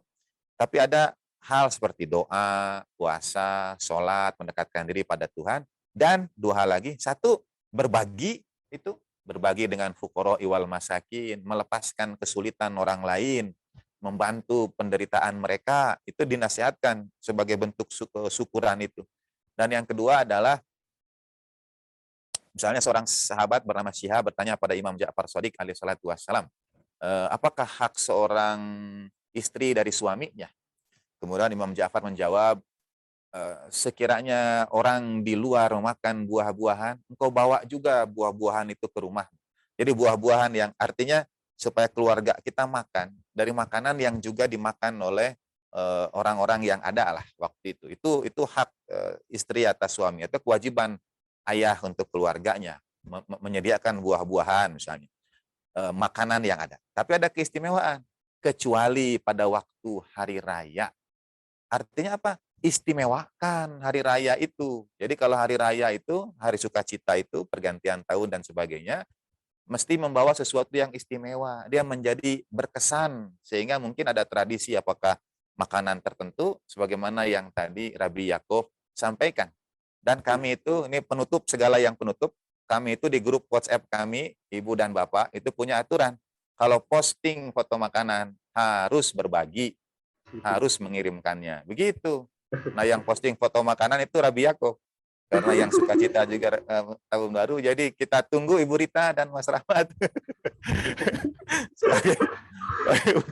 Terima kasih. Mohon maaf. Ya. Terima kasih banyak Pak Ustadz Miftah, dan terakhir juga tadi menyambung soal makanan juga, karena nanti yang mengirimkan makanannya Rabi Yakob tidak usah khawatir dengan kehalalannya, karena kekosyarannya teman-teman Yahudi itu lebih strict daripada teman-teman Muslim, seperti itu ya. Itu juga cuma bercanda Bapak Ibu sekalian. Terima kasih, dan tidak ada kesimpulan dari saya, tapi sebagai penutup, karena tadi kita mengawalinya juga dengan berdoa, dan kita tutup juga pada sisi dialog kita pada sore hari ini dengan juga berdoa, karena ini momennya juga tahun baru teman-teman Yahudi besok ya, maka kami mohon perkenanannya kepada Rabi Yakob untuk bisa membawa kita dalam doa penutup pada sore hari ini. Silahkan Rabi.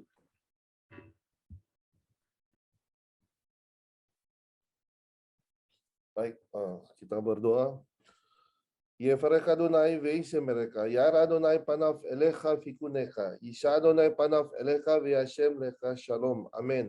Mishe berak avotenu Abraham, Yitzhak ve'Yaakov, ve'emotenu Sarah, Rivka, Rachel, ve'Lea u'yevarek, Kol mishpaka ve'Abraham, Avinu alaf shalom ve'berakot lekezeh ve'rakot ve'labriut, ve'kol ve'eros Hashana ve'eros Chadas, Beshem min hashamayim, Beshem Adonai Elohei Israel, ve'kol ha'olamim. Amen.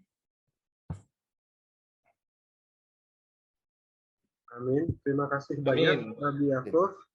Terima kasih juga Bu Rita dan juga Pak Ustadz. Dan mungkin sebagai penutup terakhir, ini acara Zoom meeting, pasti acara ini yang inti katanya. Kita berfoto bersama. Bapak Ibu, teman-teman yang bisa mengaktifkan kameranya, dipersilahkan untuk mengaktifkan. Dan kita akan mengambil, ini juga bagian dari momen kita. Nanti juga bisa di-share di sosial media Bapak Ibu sekalian, untuk bagian dari kampanye kita lah ya, kegiatan-kegiatan seperti ini. Oke, saya akan pandu. Di sini ada 5 slide ya, jadi bisa harap maklum. Untuk yang slide pertama, kita hitung 1, 2, 3. Tahan sebentar. Slide yang kedua, 1, 2, 3. Oke, wait, tahan. Slide ketiga, 1, 2, 3. Oke, slide keempat, 1, 2, 3. Slide terakhir, 1, 2, 3. Oke, terima kasih banyak Bapak Ibu sekalian, terutama para narasumber, Rabi Yakob, Bu Rita, dan juga Pak Miftah. Semoga sehat selalu buat kita semua, dan mohon maaf jika tadi ada beberapa pertanyaan-pertanyaan yang belum disampaikan. Semoga ada waktu di dialog-dialog kita yang selanjutnya. Terima kasih. Terima Shalom. kasih. Terima kasih Rabi Yakob, Bu Rita. Terima kasih. Sama-sama Pak Andreas. Terima kasih undangannya. Pak Andreas. Terima kasih. Terima kasih Rabi. Terima kasih Bapak Ibu. Terima kasih. Terima kasih Andreas, Bu Rita, Pak Rabi Yakob, Bapak. Selamat tahun baru ya Pak Rabi Yakob. Selamat tahun baru. Selamat Budi. tahun baru Pak Rabi Yakob. Selamat tahun baru. Ditunggu kirimannya Pak ya, Pak Rabi.